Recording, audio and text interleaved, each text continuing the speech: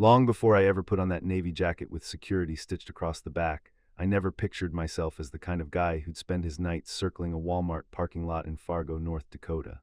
I was 34, too old to still be piecing my life together, but too young to give up. Before Walmart, I had worked at a warehouse. It wasn't glamorous, but it was steady and it paid the bills. When the company downsized, I was one of the first to go. My wife, Kara, was working part-time as a receptionist, and we had a 4-year-old daughter at home who still thought I was the strongest man alive. I couldn't let them see me as weak. The security job came up almost by accident. Walmart hadn't really bothered with overnight guards before, but after a couple of break-ins and graffiti sprawled across the outer walls, management decided they needed someone on the lot. I didn't have many options, so I said yes. The job itself was as dull as you might imagine. I drove around the icy lot in a little golf cart that rattled so bad I could feel it in my bones. Most nights I chased off bored teenagers who thought the loading dock made a great hangout or drunks who wandered in at 2 in the morning looking for cigarettes. I'd go inside once an hour, walk through the empty aisles, and nod to the exhausted stalkers pushing pallets down lanes of cereal and paper towels. The paycheck kept us afloat, but the hours gutted me. I lived on 4 hours of sleep, and Carrara and I fought more than we ever had. She wanted me present, awake, helping with homework, sharing dinner like a real family.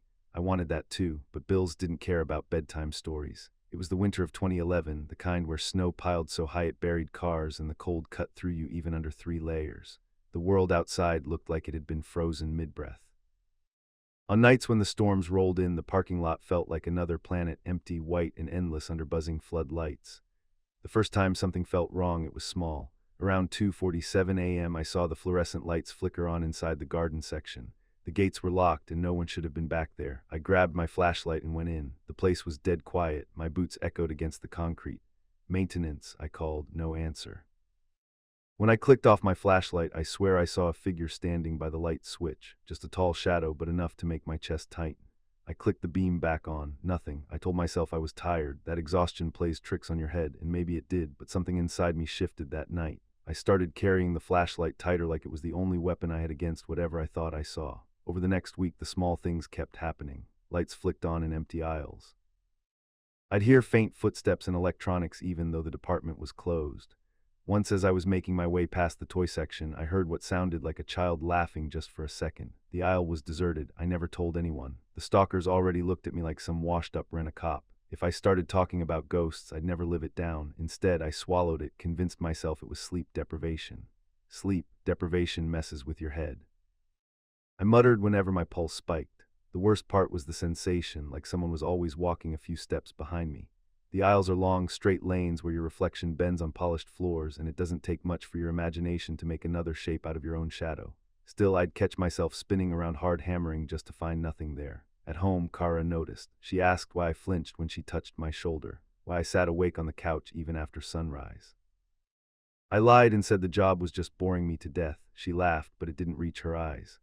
One night, I stopped by the employee restrooms near the stockroom. I pushed the door open and froze. The sound of a toilet flushing echoed inside. Nothing strange except those toilets were motion activated. I called out, "Anyone in here?" Silence. I checked each stall, empty. I should have left, but something told me to sit in one stall, scrolling through my phone just to calm down. Maybe I wanted to prove to myself there was nothing to fear. A few minutes passed in silence. Then I heard it, tap, tap, tap, slow, deliberate knocking from the stall beside me.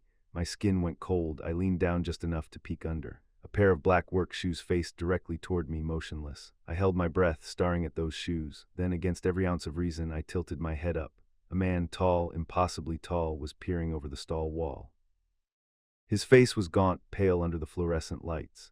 His eyes met mine for a second, just long enough to sink a terror in me. I can't explain. Then he jerked back, vanishing. Adrenaline surged. I kicked open the neighboring stall. Flashlight raised like a weapon. The stall was empty. No man, no shadow, just those shoes sitting neatly on the floor like they'd been placed there. My breath came fast and ragged. I backed out, stumbling into the hallway, then bolted to the golf cart outside. My hands shook so hard I couldn't fit the keys into the ignition. My breath fogged the air, and I whispered to myself, "It's just sleep, I'm just tired." But the words rang hollow. For days after, I couldn't stop replaying it. The way he leaned over, the hollow eyes, the impossible height. I tried to convince myself it was a trick of the light, a hallucination brought on by exhaustion, but the shoes. How do you explain shoes? I thought about telling my manager, but what would I say? "Hey, I saw a giant man in the bathroom, but he vanished." I'd be laughed out of the store, so I stayed quiet. At home, things got worse. I jumped when Kara opened a door. I scanned corners of rooms like I was still patrolling. My daughter asked why Daddy looked sad all the time. I didn't have an answer. A week later, I walked past the restrooms again and I froze. The door was half open, swinging slightly. I swear I heard a faint tap, tap, tap echoing inside. I didn't go in. I couldn't. I turned and walked away, pretending I hadn't heard it. By the end of that winter, I was unraveling. Every shadow looked like it might move. Every echo made me flinch. The other guards joked about me being jumpy, but they didn't know. I couldn't tell them. One night during another snowstorm, I parked the cart near the entrance and sat there staring at the glowing windows. I thought about walking in and quitting on the spot. But then I pictured Kara, the bills stacked on the kitchen table, and my daughter's preschool tuition. Quitting wasn't an option. The tall man never appeared again, not like that night, but the fear stayed with me. Sometimes in the empty aisles, I thought I saw him at the end, too tall to be real, waiting. I'd blink and he'd be gone. I told myself I was imagining it, that I was just tired, but deep down, I knew I wasn't. There had been something in that stall with me, something that didn't belong in this world. In spring, I finally asked to switch to fewer night shifts. I told management it was wearing on me. They didn't argue. Night guards weren't exactly hard to replace. Within a month, I was only working weekends. By summer, I'd left altogether. I never told Kara the truth. I just said the job was bad for my health. She was relieved. Slowly, the weight lifted from our marriage, but the fear never left me entirely. Even now, years later, when I drive past that Walmart on 13th Avenue, I can't help but glance at the glowing windows. Part of me expects to see him standing there, impossibly tall, waiting for someone else to look up. Looking back, I don't know if what I saw was real or the product of exhaustion, stress, and fear. But I learned something that winter. Ignoring your limits only makes you weaker. You can't sacrifice sleep, health, and peace of mind forever without consequences.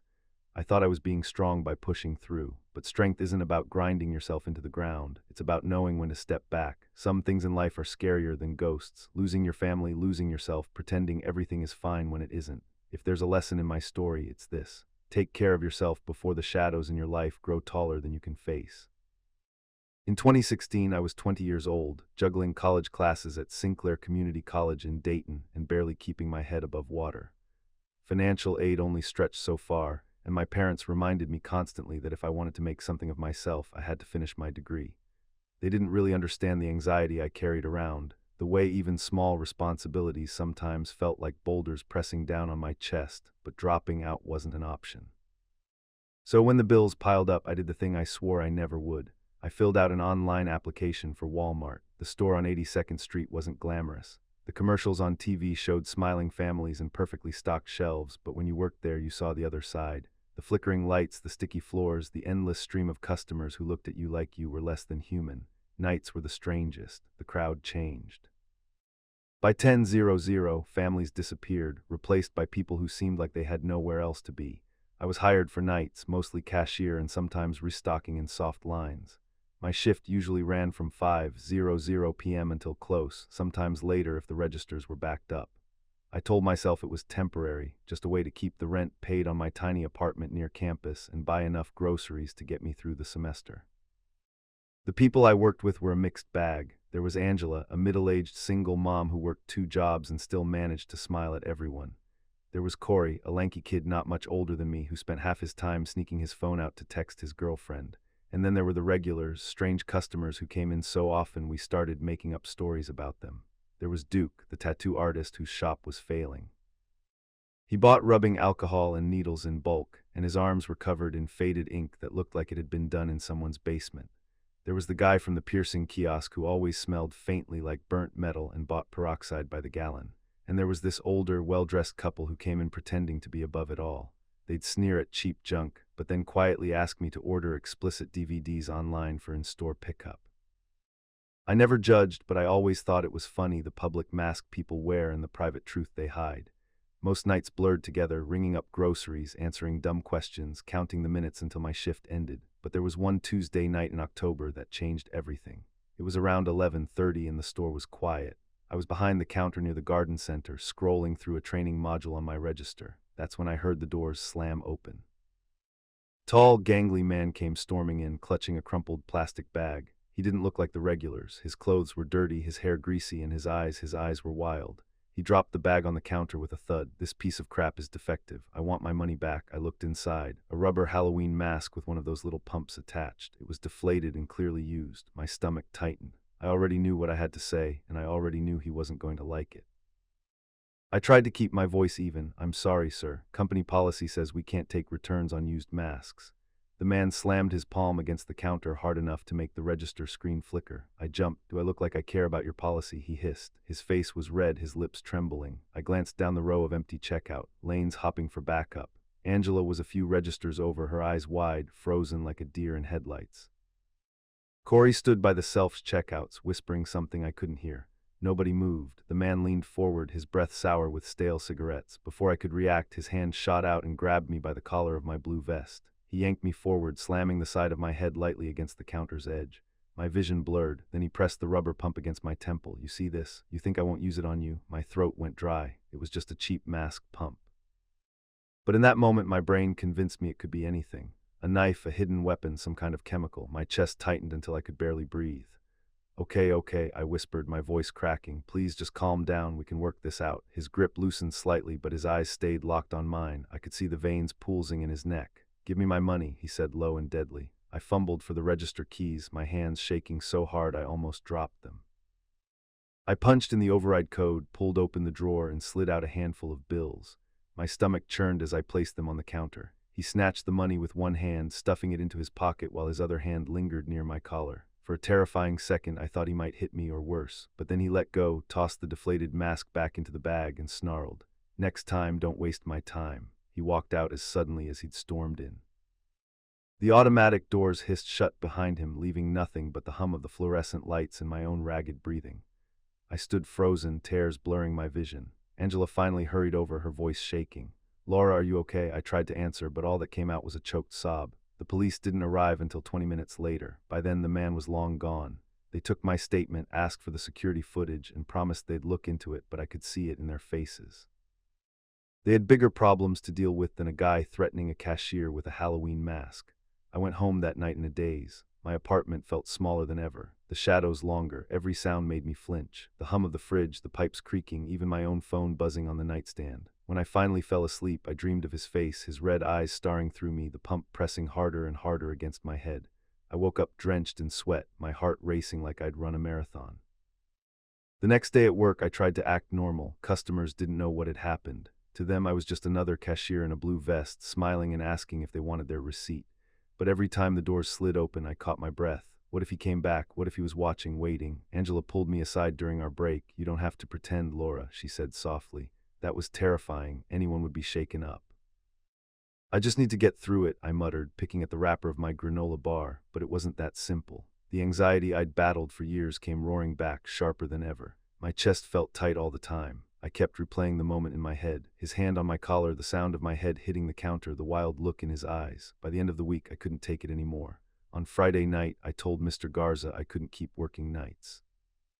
He looked at me for a long moment, then nodded. "I understand," he said quietly, "but you should file a formal complaint. Don't just walk away from this. Make them know what you went through." I nodded, but deep down I knew I wouldn't. Walmart had a way of swallowing people's stories. I was just one cashier among hundreds. What did my fear matter to a company that measured everything in sales and profit? I clocked out that night for the last time. My vest felt heavy when I folded it and slid it into the drop bin.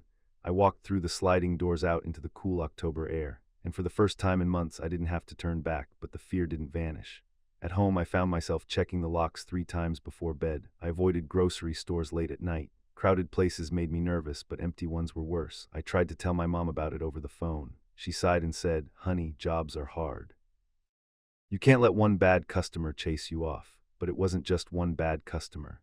It was what he represented, that no matter how hard you tried to follow the rules, someone could still decide to make you their target, and in that moment you were powerless. Years later, I still think about that night. I never saw the man again, and the police never followed up. He probably went on with his life, maybe threatening someone else, maybe fading into the background like so many others.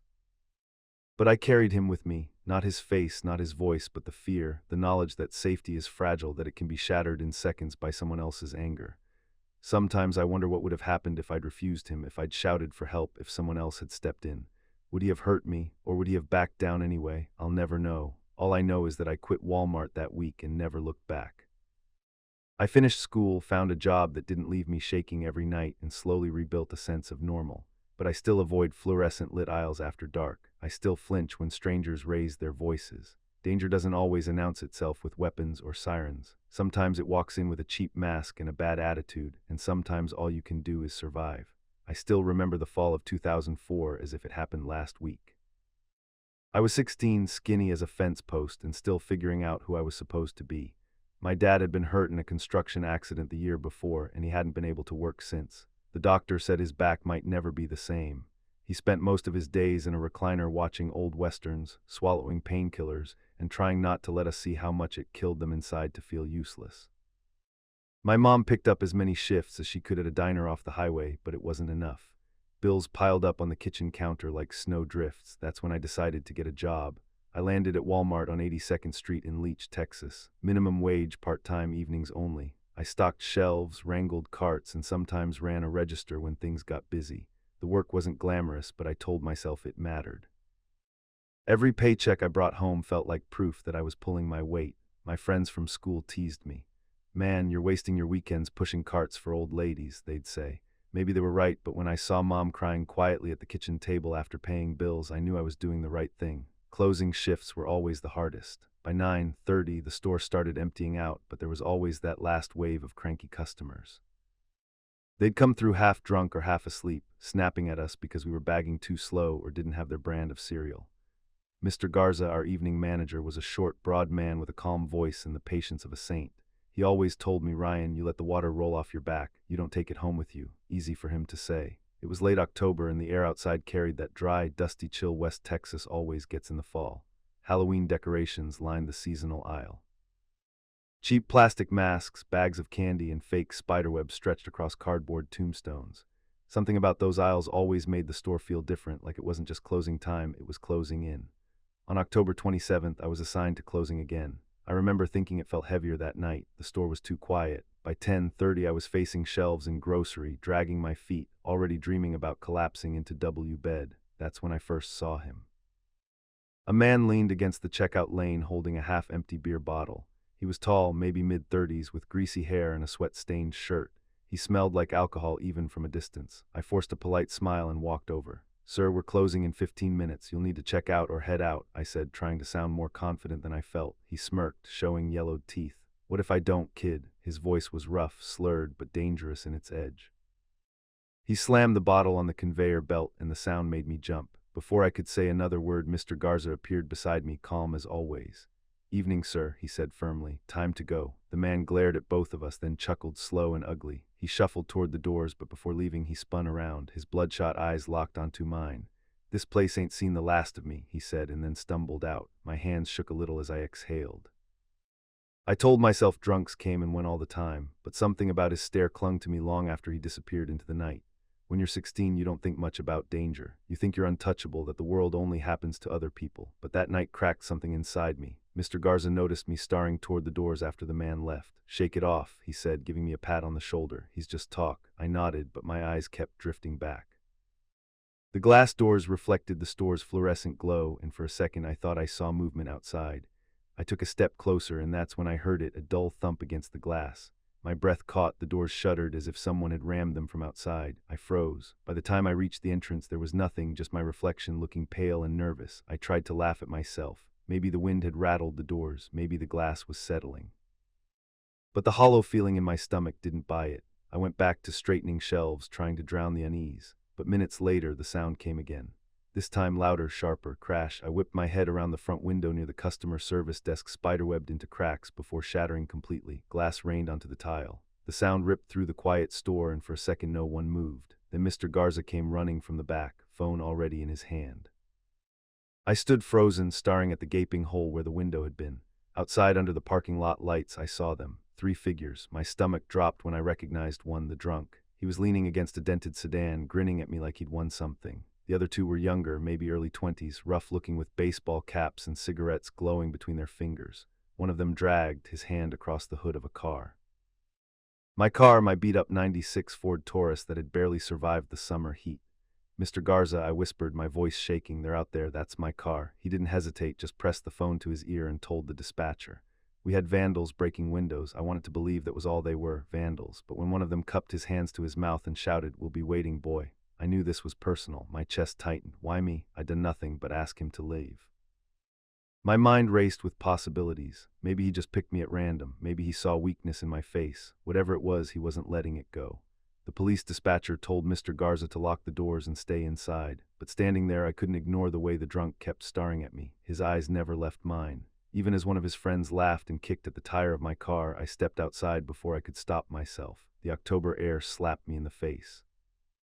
My voice shook but carried farther than I expected. The cops are on their way. Leave now. For a moment none of them moved. The drunk tilted his head, still grinning. Then he raised one finger, dragged it slowly across his throat and spit on the pavement. The gesture said more than any words could. I wanted to run back inside, but something in me wouldn't let me show fear. My fists were clenched, even though I knew if they charged me, I wouldn't stand a chance. Then as quickly as they had appeared, they slid into their car. The engine roared and the sedan sped off into the night. I stood frozen, watching the tail lights vanish, my body buzzing with adrenaline. Mr. Garza grabbed my arm. "Are you crazy? Don't go outside like that again. You could have been hurt." I couldn't just stand there, I muttered, my voice cracking. "You can and you will," he said firmly. "Next time you think before you act." By the time the police arrived, the men were long gone. Officers swept the lot, took statements, and promised to keep an eye out. They asked me to describe the drunk. I told them everything I could, his hair, his clothes, the way his teeth looked when he smiled. They nodded, writing it all down, but their faces told me they weren't optimistic. Later that night, an officer called my mom to let her know what had happened. She nearly dragged me out of the job right then and there.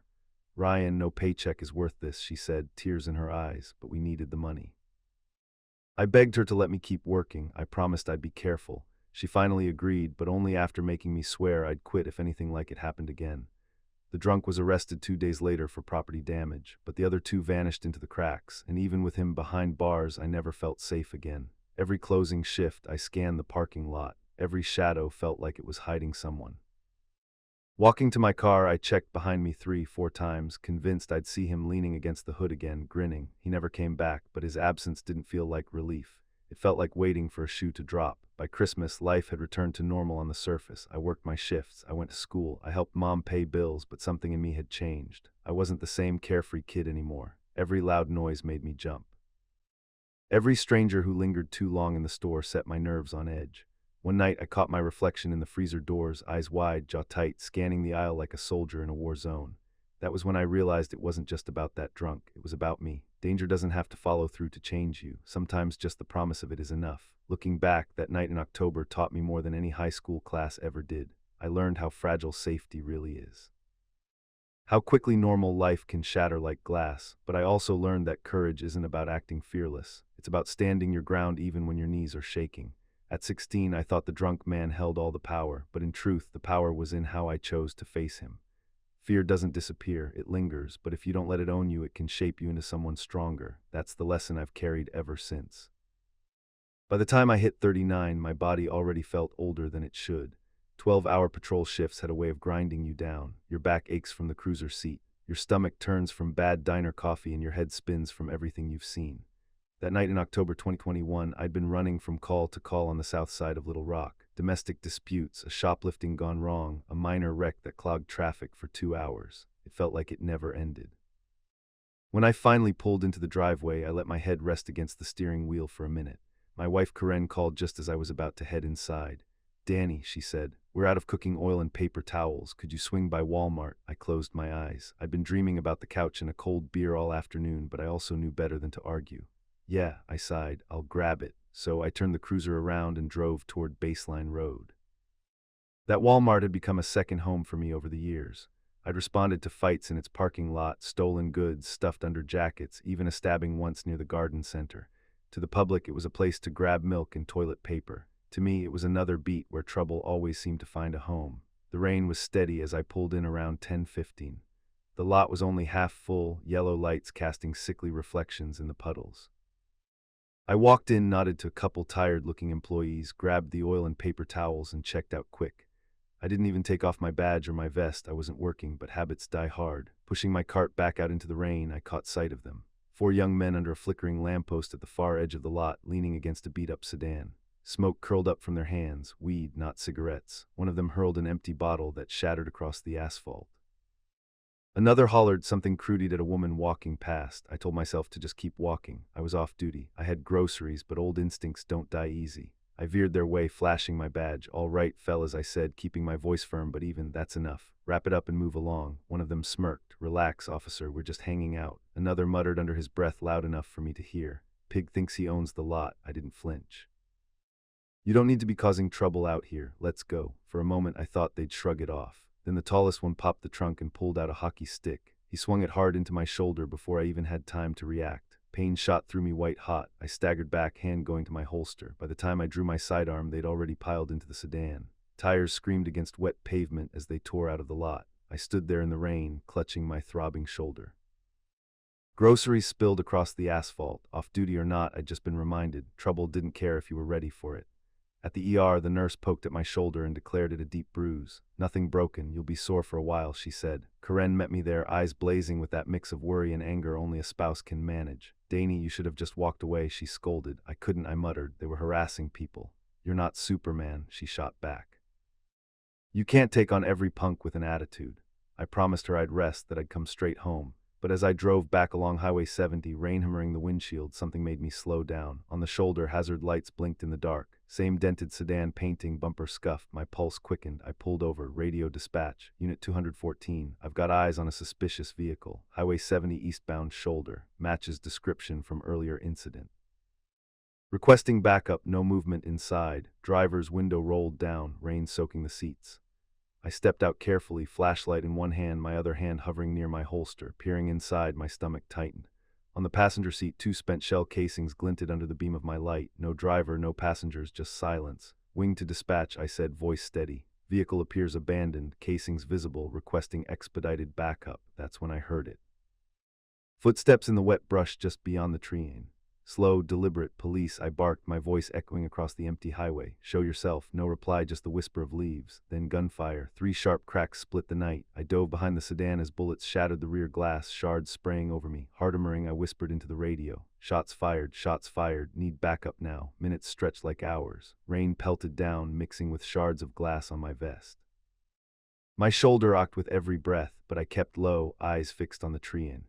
Silence settled again, no footsteps, no gunfire, just the rain. I held my Glock tight, every muscle screaming for movement, but afraid of making the wrong one. Sirens wailed in the distance, growing closer. Relief washed through me, but I didn't move. I'd been in enough standoffs to know quiet didn't unsafe. The first cruiser screeched up behind mine, red and blue lights cutting through the storm. 2 officers fanned out, rifles raised. "Danny, you good?" one of them shouted. Behind the suspect vehicle, I called back, took fire from the woods. They advanced, sweeping the tree in with flashlights. Within seconds, more units arrived, boots splashing through puddles, radios crackling. The air was alive with energy, but the woods remained silent. Then, without warning, the sedan roared to life. Tires screamed as it lurched forward, fishtailing across slick pavement. "Suspect vehicle moving," I shouted, ducking low. Units gave chase, headlights piercing the rain. I stayed behind, shoulder throbbing, Glock still raised. My gut told me what didn't add up. The shots hadn't come from the sedan, they'd come from the woods. Radio chatter buzzed as the chase unfolded. "Suspect heading eastbound, speeds exceeding 80, another unit reported." I leaned against my cruiser, rain soaking my hair, my uniform plastered to my skin. My backup returned after 10 long minutes. The sedan boxed in miles down the road. The driver, a pale, twitchy young man, was hauled out, screaming profanities. In the back seat lay a pistol, same caliber as the casings I'd spotted, but here's what chilled me. When the crime scene team combed the woods where the first shots had come from, they found nothing. No casings, no footprints in the mud, no second shooter, just silence. I knew what I'd heard. I knew the trajectory of those bullets, the way the glass exploded behind me, but with no evidence. It was my word against the dark. Back home, Karen pressed ice to my shoulder, her hands trembling. "Danny, you could have been killed, I know," I whispered. But I couldn't tell her the part that gnawed at me, that whoever had fired those shots wasn't in custody, that someone was still out there. Weeks passed, but the unease never left me. Every time I drove past that Walmart, I scanned the lot, half expecting to see the dented sedan idling under the flickering lights. The official report closed with a tidy bow. 1 suspect apprehended, weapon recovered, case pending trial, but I knew better. The angles, the sound, the timing, it all told me someone else had been in those woods. I started checking my mirrors more often, parking closer to entrances, carrying the weight of vigilance even off duty. Karen said I was jumpier, quieter. She wasn't wrong. Some nights lying in bed, I'd hear again the crunch of footsteps and wet brush, the cracks of gunfire cutting the rain, and I'd wonder if next time I'd be quick enough to duck. Being a cop had taught me danger rarely announces itself politely. Sometimes it waits in the dark, patient. Sometimes it's a group of kids with a hockey stick in a parking lot. Sometimes it's something you can't quite explain, and sometimes it's both. Danger is unpredictable. You can do everything right, follow every protocol, and still find yourself a one heartbeat from disaster. But it also taught me something more personal. Courage isn't about not being afraid, it's about moving anyway. Even when the rain is coming down, even when the brush hides shadows you can't name, the truth is we don't get to choose when trouble finds us. All we can choose is how we face it and how we carry the scars it leaves behind. In 2009, I was 27 years old and feeling like the world had already chewed me up and spit me out. Before the recession, I had my own small landscaping business. Nothing fancy, just me, a pickup, and a couple of guys I hired in the summer months. We cut grass, planted shrubs, laid mulch. It wasn't glamorous, but it was mine. Then the bottom dropped out. People stopped spending money on keeping their yards pretty when they could barely keep their mortgages paid. Calls stopped, bills piled up, and within 6 months I was broke. My girlfriend Lisa was working doubles at a diner just to keep us in our apartment. I hated seeing her exhausted every night while I sat there staring at overdue bills. So when Walmart opened up overnight stocking positions at their Lawrence Road store, I signed up. I told myself it was temporary just until I got back on my feet. But temporary stretched to 3 months, then 6, then almost a year. Daytime. Walmart wasn't so bad. Crowded aisles, screaming kids, managers breathing down your neck. At least there was noise and life. But at night, after the mall section closed at 9:30 and the steel gate rolled down between Walmart and the rest of the building, the store felt like a different world.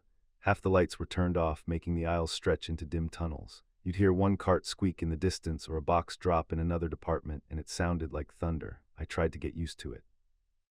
I'd put my headphones in while zoning shelves, pretending I was anywhere else. But no matter what, I always had this gnawing feeling that I wasn't really alone in that store. One night in December, cold air seeping in through the automatic doors. I was stocking soup cans when I noticed movement near the gate. I looked up and saw him. A man stood gripping the bars, staring past me at the ceiling tiles. His hair was long and greasy, hanging over his face. He wore a dirty black and white plaid shirt and sagging jeans. He didn't even look at me, just craned his neck back, eyes fixed on something I couldn't see. Then without warning, he rattled the gate so violently the sound echoed across the store. "Sir," my voice cracked. "Can I help you?" Nothing, just rattling, then stillness. Finally, he turned his head. His eyes met mine, and he stared too long, like he was trying to burn his face into my brain. Then he walked away into the dark mall corridor. I stood frozen, holding a can of tomato soup, my heart pounding. I told myself it was probably a homeless guy looking for a warm place to sleep. Still, the unease stayed. I thought about calling mall security, but my manager's voice rang in my head. "Handle your own section first," so I did. What I always did, kept my head down and went back to work. But that night was only the beginning. About an hour later, I was in the cereal aisle when the front doors slid open. I looked up expecting a late-night shopper. Instead, it was him. Same jeans, same skinny build, but the plaid shirt was gone. Now he wore only a plain white t-shirt clinging to his frame. He walked slowly past the carts, and for the first time his eyes locked directly on me. He smiled. Not a friendly smile, not a polite customer smile, a slow, curling grin that froze me to the spot. I felt my skin prickle. Every instinct in my body screamed to get away. I dropped the box of Cheerios I was holding and ducked into the stock room, slamming the heavy metal door behind me and locking it. My hands shook as I pulled out my phone and dialed my manager. No answer. I tried again. Nothing. I whispered into the phone like the man could hear me through the walls. "Come on, pick up, pick up." Still nothing. So I sat there in the dim light of the stock room, listening. At first silence, then the faint sound of the automatic doors sliding open, then closing, and nothing else. I waited another 10 minutes before unlocking the door. The store was quiet, just the hum of the refrigerators. My cart sat where I left it. The cereal box lay on its side, but the man was gone. That night I barely slept. Every time I closed my eyes, I saw that grin. The next morning I convinced myself I'd imagined half of it. Maybe he was just some drifter messing around. Maybe the smile was in my head, but something pushed me to check the cameras. When my manager came in, I asked to see the security footage. He rolled his eyes. "What now, Mark?" But I was insistent. We pulled up the footage from the gate around 9:30. There he was, clear as day, greasy hair, plaid shirt, fingers gripping the bars, staring up at the ceiling like he was waiting for something, then rattling the gate so hard it shook. "Probably some nut job," my manager muttered. "Keep watching," I said. An hour later, the footage showed the front door sliding open. The same man walked in, plaid shirt gone, white t-shirt on, that grin spreading across his face. Even my manager went pale. "That's unsettling," he admitted, shutting the laptop. Unsettling, that was one word for it. After that night, I couldn't focus on work the same way. Every squeak of a cart made me flinch. Every set of footsteps in another aisle sent me peering around the corner. My coworkers laughed it off when I told them. You're just tired. One said, man, you need a vacation. Maybe they were right. I was working nights, sleeping days, barely seeing Lisa. But deep down, I knew this wasn't exhaustion. That smile had been real, and the way he stared, it wasn't random. For weeks, I dreaded going in, but the bills didn't stop, and neither did the schedule. So I kept showing up, praying he wouldn't return. He never did come back, at least not that I saw.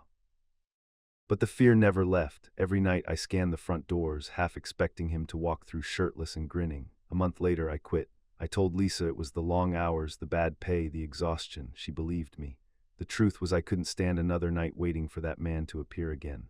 Sometimes when I drive down Lawrence Road and past that Walmart, I glance at the doors glowing in the dark. And every time I wonder if he's still out there wandering the mall corridors, rattling gates, waiting for someone else to notice him. When I think back on that Sunday afternoon, I realize the story didn't start at the bus stop. It started a year earlier when I packed 2 suitcases, left Berlin behind, and boarded a plane bound for Buenos Aires. I was 29, restless, and still figuring out what kind of teacher I wanted to be, what kind of woman I wanted to become. Germany felt too familiar, too mapped out. Argentina promised something different: color, noise, challenge, and the kind of adventure you only dream about when you're young enough to believe you're invincible. I came on a cultural exchange program that paired teachers with local schools. My Spanish at the time was clumsy, stitched together from college courses and a language app, but I thought immersion would fix it. During the day, I taught English at a secondary school in Palermo. Kids were bright, loud, often distracted, and endlessly curious about where I came from. I loved their energy, but the program's stipend was small. Rent in Buenos Aires, even in the modest apartment I shared with 2 other foreigners, ate away at it quickly. So I picked up part-time shifts at the Walmart Supercenter on Avenida del Libertador. It wasn't glamorous. I bagged groceries, stocked shelves, and learned the rhythm of retail Spanish. Would you like a bag? The register is closed. Please form a line. My coworkers were kind though. Most were younger than me, students saving money or mothers picking up extra hours. I was the foreigner with a thick accent, but after a few months they stopped laughing at my mistakes and started correcting me gently. Weekends were hardest. That's when I took extra shifts to save up for trips. I wanted to see Patagonia, Iguazu Falls, maybe even cross over into Chile before I returned home. I had plans written in a notebook full of bus routes and hostels circled in red pen. It kept me motivated during the long hours. Life in Buenos Aires wasn't always easy. The city could be overwhelming. The crowds, the traffic, the way sidewalks cracked like old bones. And crime, that was the part I underestimated. Friends and coworkers told me stories. Phones snatched from hands, purses cut open in crowded trains, robberies in broad daylight. I listened, nodded, and promised I'd be careful. But deep down, I thought it wouldn't happen to me. I was cautious. I kept my bag zipped. I didn't flaunt my phone. I avoided dark alleys. Wasn't that enough? I never considered the most vulnerable place might be the most ordinary. A bus stop on a quiet street just minutes from where I worked. That Sunday was warm, the kind of warmth that clings to your skin even as the sun begins to drop. My shift ended around 4:45.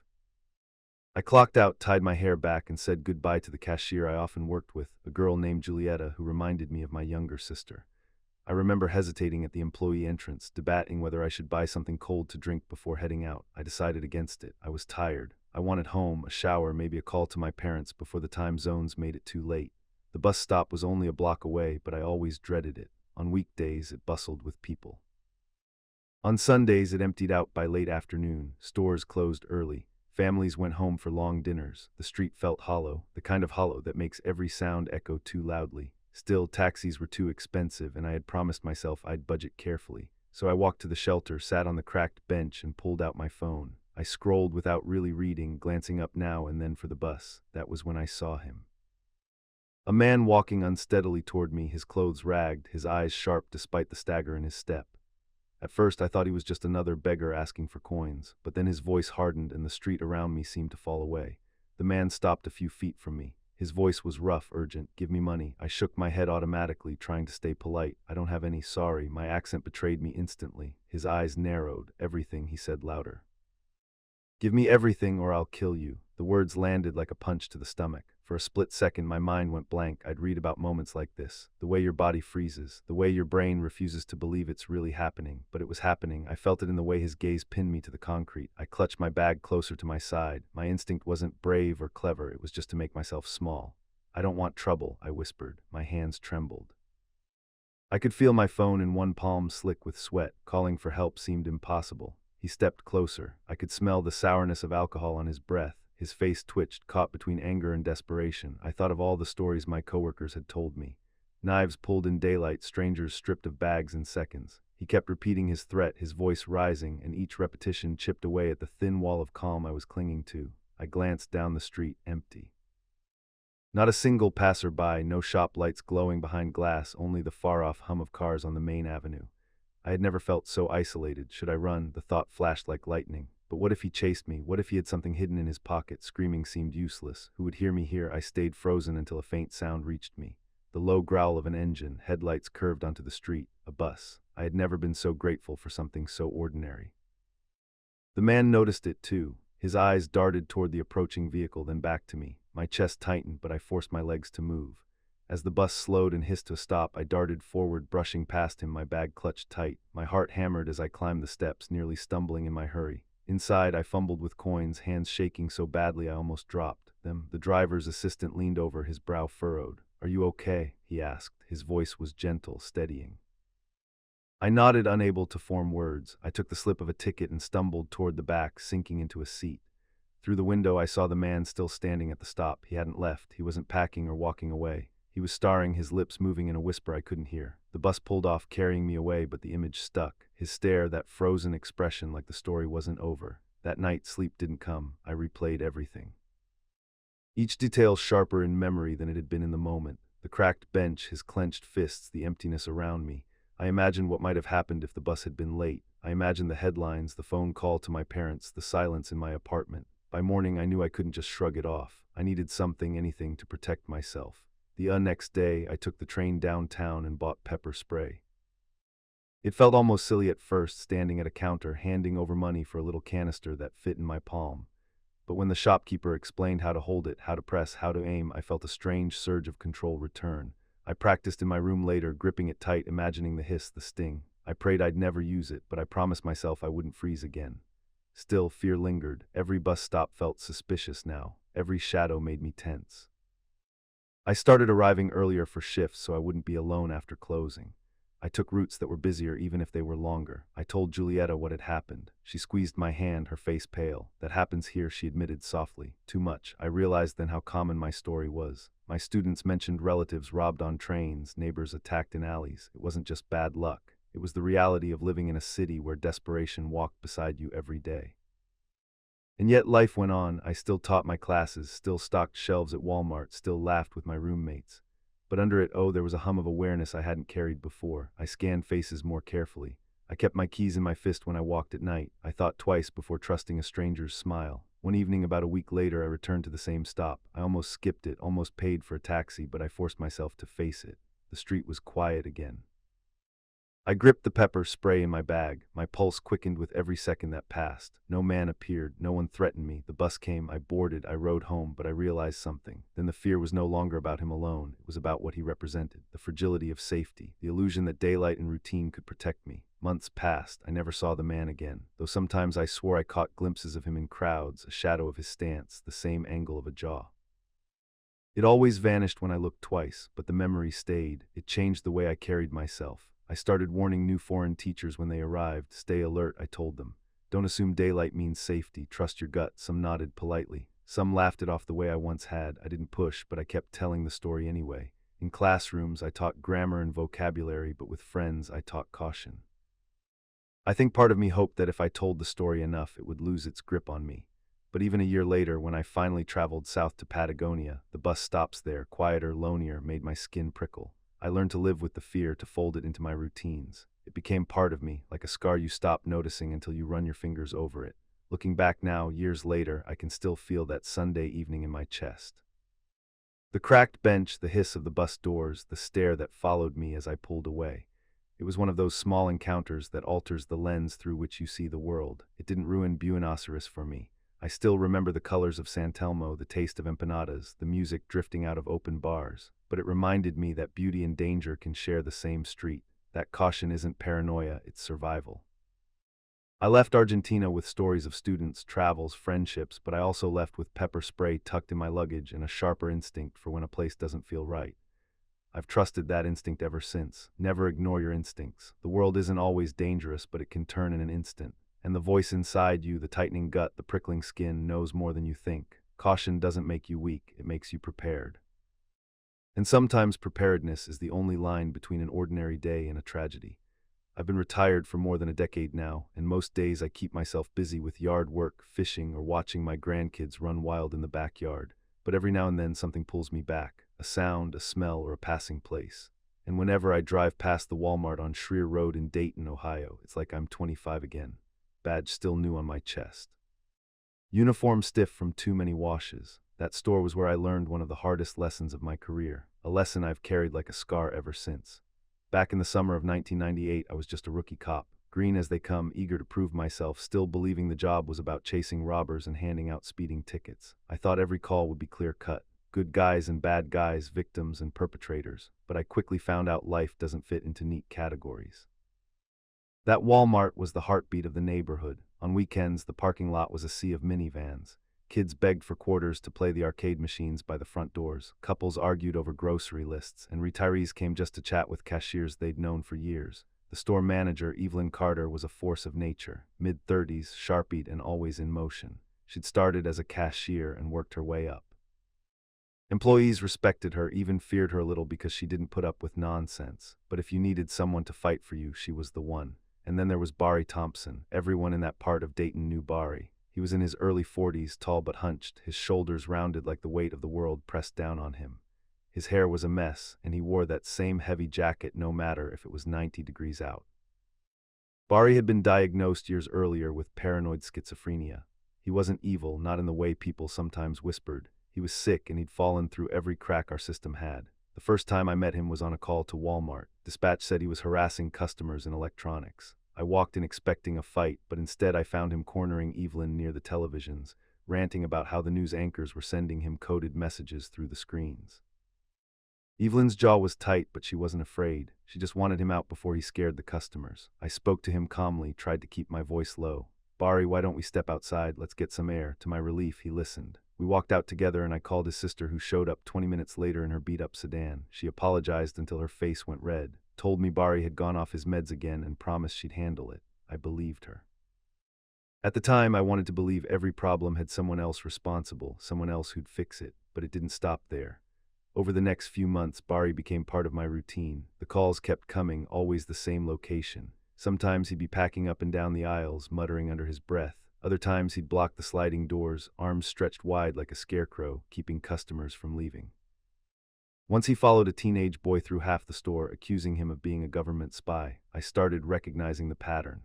Barry would go a few weeks doing fine, then he'd spiral. His sister did her best. She was tired, worn down, trying to raise her own kids on top of caring for him. His caseworker showed up every so often, but the whole system was stretched thin. I saw the same story play out with too many families. Evelyn bore the brunt of it. For some reason, Barry fixated on her. He believed she was hiding something. Documents, money, proof of conspiracies. Every time I showed up, she'd be there standing firm but exhausted. One night after Barry had been escorted out again, I asked her if she was scared. "Of Barry," she said, shaking her head. "I don't think he even knows what he's doing half the time, but I'm scared the day will come when talking isn't enough." I didn't know what to say to that. I was young, full of the belief that if I spoke calmly enough, if I showed patience, I could talk anyone down, and sometimes it worked. But I started to notice Evelyn locking the office doors earlier, glancing over her shoulder more often. Fear has a way of settling into people like dust that never gets cleaned. I had my doubts too, but I tried to push them away. Each call ended without anyone hurt, and I told myself that was enough. Still, the tension grew every time I saw Barry's jacket at the far end of an aisle. His eyes weren't just tired anymore. They were restless, twitching, desperate. Looking back, maybe I should have pressed harder, demanded more from the mental health services, written stronger reports, but I was just a rookie, still thinking my job ended once the call was over. I was wrong. It was a humid September night, close to 10:00, when everything unraveled. The store was nearly empty. Just a few last-minute shoppers and the staff closing down the registers. I happened to be nearby on patrol when the call came over the radio. Disturbance at Walmart, possible weapon involved. By the time I pulled up, Barry had already stormed through the automatic doors. His jacket was bulging, his eyes wild. I remember the way his voice carried, shouting Evelyn's name. Customers scrambled, carts clattering as people fled. Evelyn was walking a young stock associate through closing duties. She put herself between Barry and the kid without hesitation. "Bari, stop, put that down," she shouted. That's when I saw the knife, long, thin, pulled from his sleeve. My stomach dropped. I rushed in, weapon drawn. "Bari, drop it now," I commanded. For a split second he froze, his hand trembled. His lips moved like he wanted to explain something, like part of him was still reachable. I prayed he'd listen. I prayed my voice would be enough. But then he gave a guttural yell and lunged, not at me, but at Evelyn. The next few seconds burned themselves into my memory. The sound of my gunshot echoing through the aisles, the knife clattering onto the tiles, Bari's body collapsing against a display of cereal boxes, Evelyn's scream, the young associate rooted to the ground, unable to move. It was over in an instant, but it didn't feel over at all. Bari died before the paramedics arrived.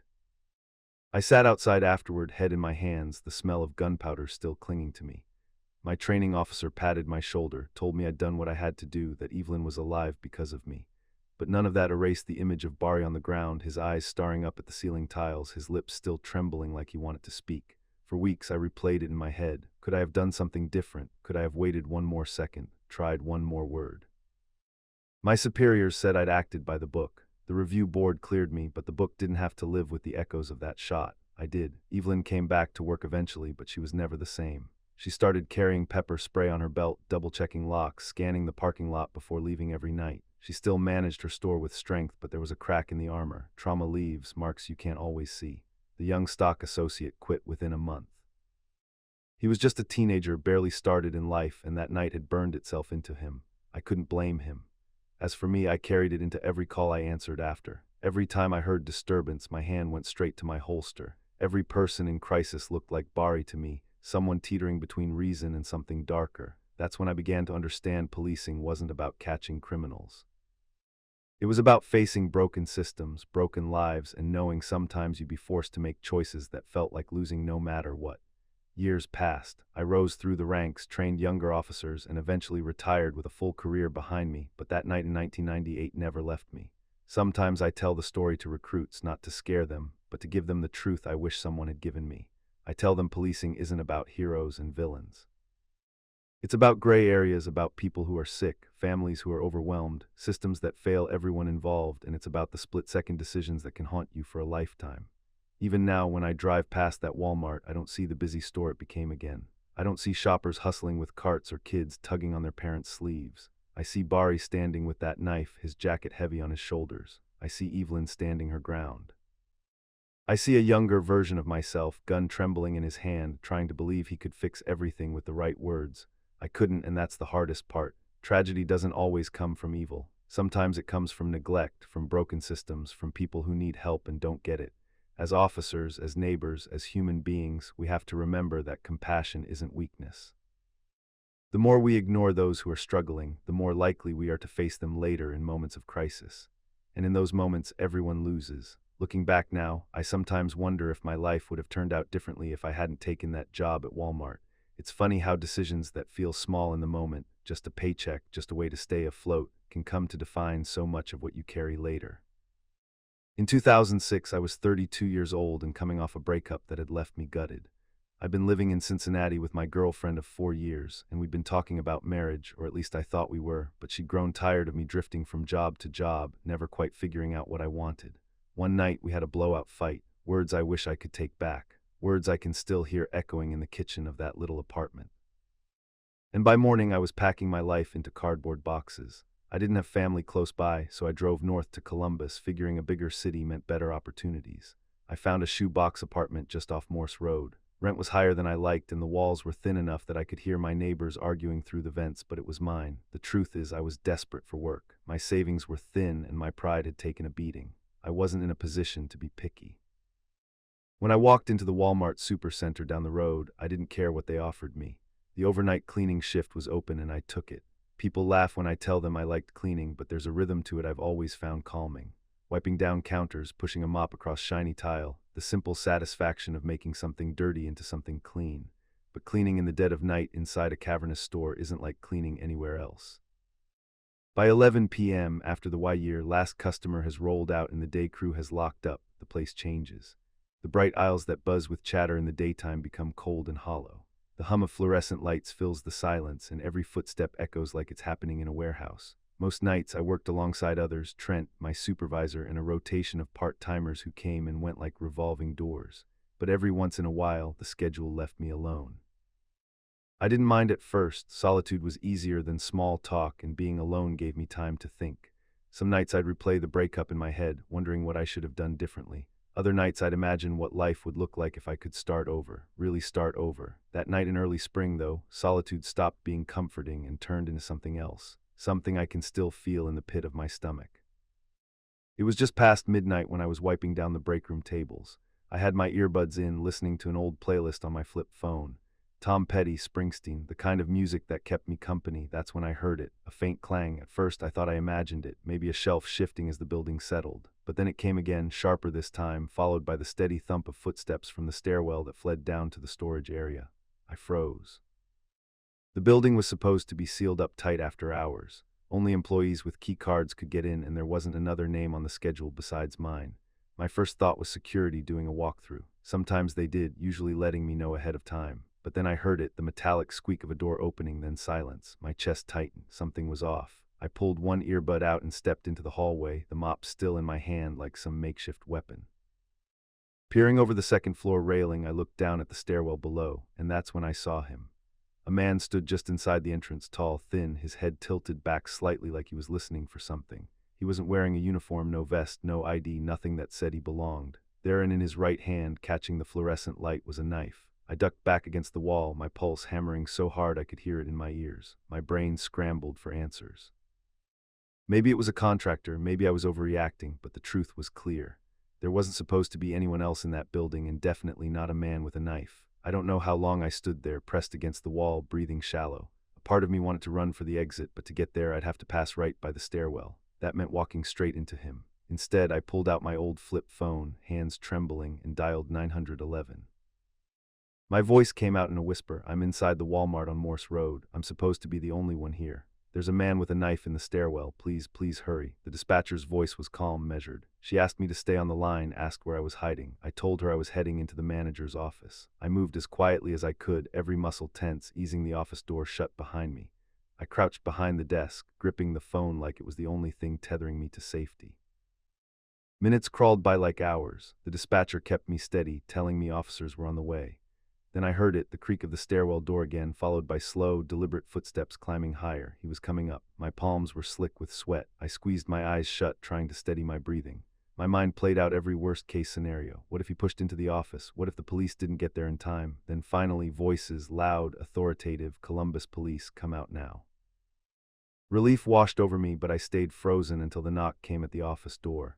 When I opened it, 2 uniformed officers stood there, hands resting near their holsters. They led me out, their flashlights sweeping every corner. For the first time that night, I thought maybe I'd imagined it. Maybe stress had gotten to me. But then we checked the cameras. The security team pulled up the CCTV footage, and my stomach turned cold. There he was, clear as day, a tall, thin man in dark clothing, slipping through the employee entrance without swiping a badge. He moved like he knew exactly where to go, hugging the walls, avoiding cameras until the last second. The footage caught him standing by the stairwell, knife dangling casually in his hand, and then this is what chilled me most. He didn't run. He didn't panic. He just slipped back out the same way he came in, as though he had all the time in the world. He was gone before. The first cruiser rolled up. The officers traded uneasy looks. One muttered, "This guy knew what he was doing." I couldn't stop shaking. The image of him standing there listening, waiting, it burned itself into me. He hadn't come for merchandise. He hadn't grabbed anything, hadn't touched a register. The whole time he seemed to be waiting. Waiting for what or for who? I didn't know. The officers filed a report, but there wasn't much else to do. No forced entry, no fingerprints, just a man on tape who shouldn't have been there. They told me to be cautious, to call if I saw anything again. That was it. I went home as the sun came up, sat on the edge of my bed, staring at the floor, too wired to sleep. Every creak of my apartment building made me jump. I replayed the sound of his footsteps, the way his head tilted like he was listening for me. The thought that gnawed at me most was simple. If I hadn't ducked away fast enough, if I hadn't hidden in that office, would he have found me? Lasted 2 more weeks on that job. Each shift, I felt eyes on me, even when the aisles were empty. Every clang of a mop bucket, every squeak of the ceiling vent sent my nerves into overdrive. I told Trent I was done. He tried to talk me out of it. Said incidents like that were rare, but rare didn't matter. Rare was enough. I handed in my badge and my keys, and I walked away. Life moved on. I found other work, warehouse jobs, delivery routes, anything that let me stay around people instead of being isolated in the dead of night. On paper, I kept living. but in quiet moments, especially when the house is dark and the neighborhood still, I think about him, that man in the stairwell. He wasn't desperate, wasn't frantic. He was calm, methodical, like he knew exactly how much time he had, exactly where to go and exactly when to leave. And the worst part, I never learned who he was or what he wanted. Some nights when sleep won't come, I picture him standing outside my apartment door, waiting, listening, knife dangling at his side, and I wonder, did I cross paths with him by accident or was he there for me all along? When I think back on that summer in Pullman, Washington, I can almost convince myself it was ordinary. A quiet college town with rolling hills, empty streets when students left for break, and sunsets that painted the wheat fields gold. From a distance it looked safe, even comforting, but I know better. That summer taught me that danger doesn't always announce itself loudly. It slips into the edges of your life where you least expect it. I was 21, a psychology major trying to save money for the fall semester. Jobs were slim in Pullman when half the student population went home, but the Walmart on Bridge Street was always hearing. I landed a part-time spot in the bakery, which sounded better than running a register or stocking shelves. The work was steady, if not glamorous. I filled trays with muffins, stacked boxes of donuts, and arranged cookies behind glass cases for customers who wandered in late at night. I didn't mind the monotony. It gave me time to think about my classes, about what I wanted after graduation. Growing up in Seattle, I'd been used to anonymity, the blur of city life, strangers who never made eye contact. Pullman was different, smaller, intimate. Everyone noticed everyone else. That was both a blessing and a curse, because when a stranger showed up lingering too long, you couldn't help but notice. The night I met him started like any other. It was July, hot and sticky, even after the sun went down. I was restocking a tray of pastries when I heard footsteps behind me. I looked up and saw a man, mid-40s, stringy ponytail, greasy hair pulled back, a faint smell of cigarettes that drifted across the counter. His clothes looked like they hadn't been washed in days. He hovered silently, watching me arrange croissants until he blurted out, "You ever make chili?" I blinked, unsure how to respond. Sometimes you got to add vinegar." At the end he said, nodding as though it were a sacred secret, "Brings out the flavor. Most people don't know that." I forced a polite smile. "I'll keep that in mind." I tried to move on with my work, but he followed me, rattling off more cooking tips like a broken faucet. Then without warning, he leaned closer and said, "You should come by my place sometime. I make homemade hot sauce, best in town." My stomach twisted. "I'm busy with school," I lied. His voice dropped lower. "I insist. It's important." Before I could answer, another customer, a woman in her 60s, stepped forward. She placed herself between us, looking me straight in the eyes. "Miss, can you help me find the lemon tarts?" Her tone left no room for argument. The man muttered under his breath, retreating a few steps. I nodded quickly, grateful, and busied myself with the woman's request, but the unease lingered long after he walked away. I should have known that was just the beginning. When my shift ended, I thought I'd seen the last of him. I clocked out, untied my apron, and walked toward the registers. But there he was again, standing near the exit, eyes fixed on me like he'd been waiting. He stepped forward, holding out a flimsy business card. "Red Flame Enterprises," it read, printed in cheap ink. No phone number, no address, just the name. I took it because refusing felt dangerous. I shoved it into my apron pocket, nodded awkwardly, and walked out as fast as I could. The night air felt heavy. I made my way to the bus stop, clutching my bag, replaying the encounter in my head. I told myself he'd leave, that he was just eccentric. But then I heard footsteps behind me. I turned. He was following a few paces back. "We could share." "A cab," he said casually, his smile too wide. My throat tightened. "I'm fine." Just then headlights appeared. I waved frantically at the first cab, nearly stumbling as I climbed inside. I gave the driver my address, my hands trembling as I pulled the door shut. The driver glanced in the mirror. "You okay, miss?" "Yeah," I whispered, though my heart was still hammering. I thought that was the end of it. But later that night, standing by my apartment window, I saw a car parked across the street, headlights off, engine quiet. My chest froze when I recognized the dented sedan. He was waiting. I called campus police. They sent a cruiser, circled the block. By the time they arrived, the car was gone. One officer shrugged. "Could be nothing. Just keep your doors locked. Could be nothing." I tried to believe him, but deep down I knew better. For a while nothing happened. I convinced myself maybe I'd overreacted. The car never came back, or at least I didn't see it. I buried myself in summer classes, telling myself that's what mattered, but paranoia doesn't fade easily. I jumped at every noise in the hallway. I taped my blinds shut so no one could see inside. When I walked home from campus, I carried my phone in my hand, thumb hovering over 911. 2 weeks later, my fears proved right. It was late, almost midnight, when I came home after studying with friends. My apartment door was slightly ajar. My stomach dropped. I pushed it open, every muscle tight. Inside, drawers had been pulled open, clothes strewn across the floor. My laptop was gone, a few electronics missing.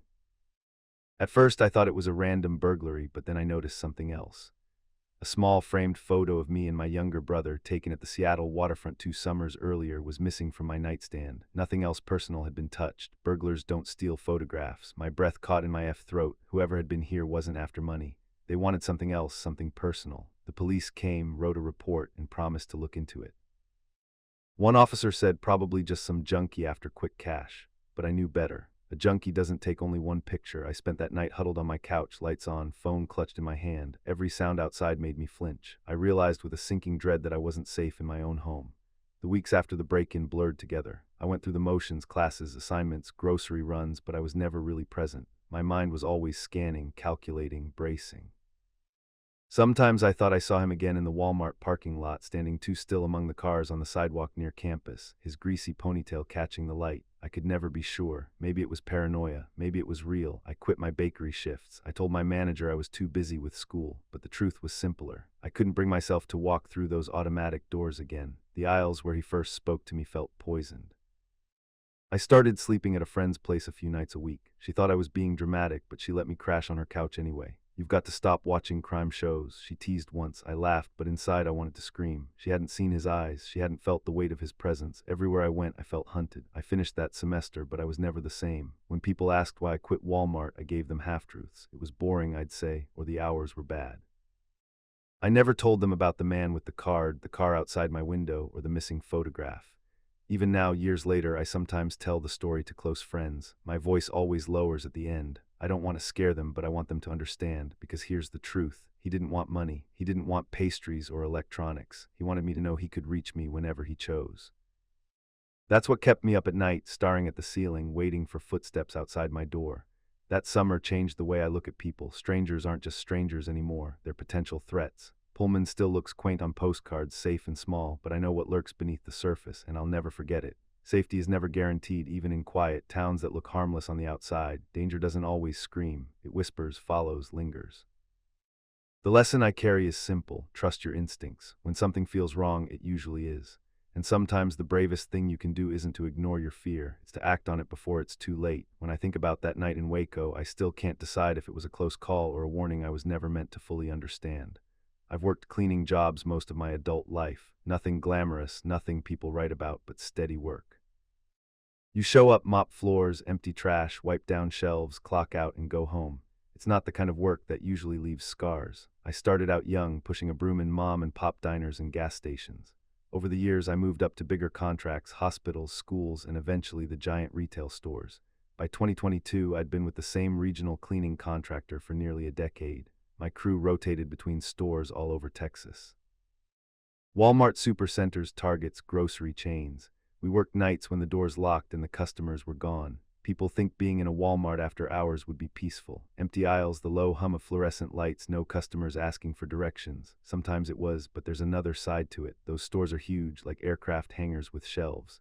When you're alone in there, the silence can feel crushing. Every sound echoes, every shadow looks wrong.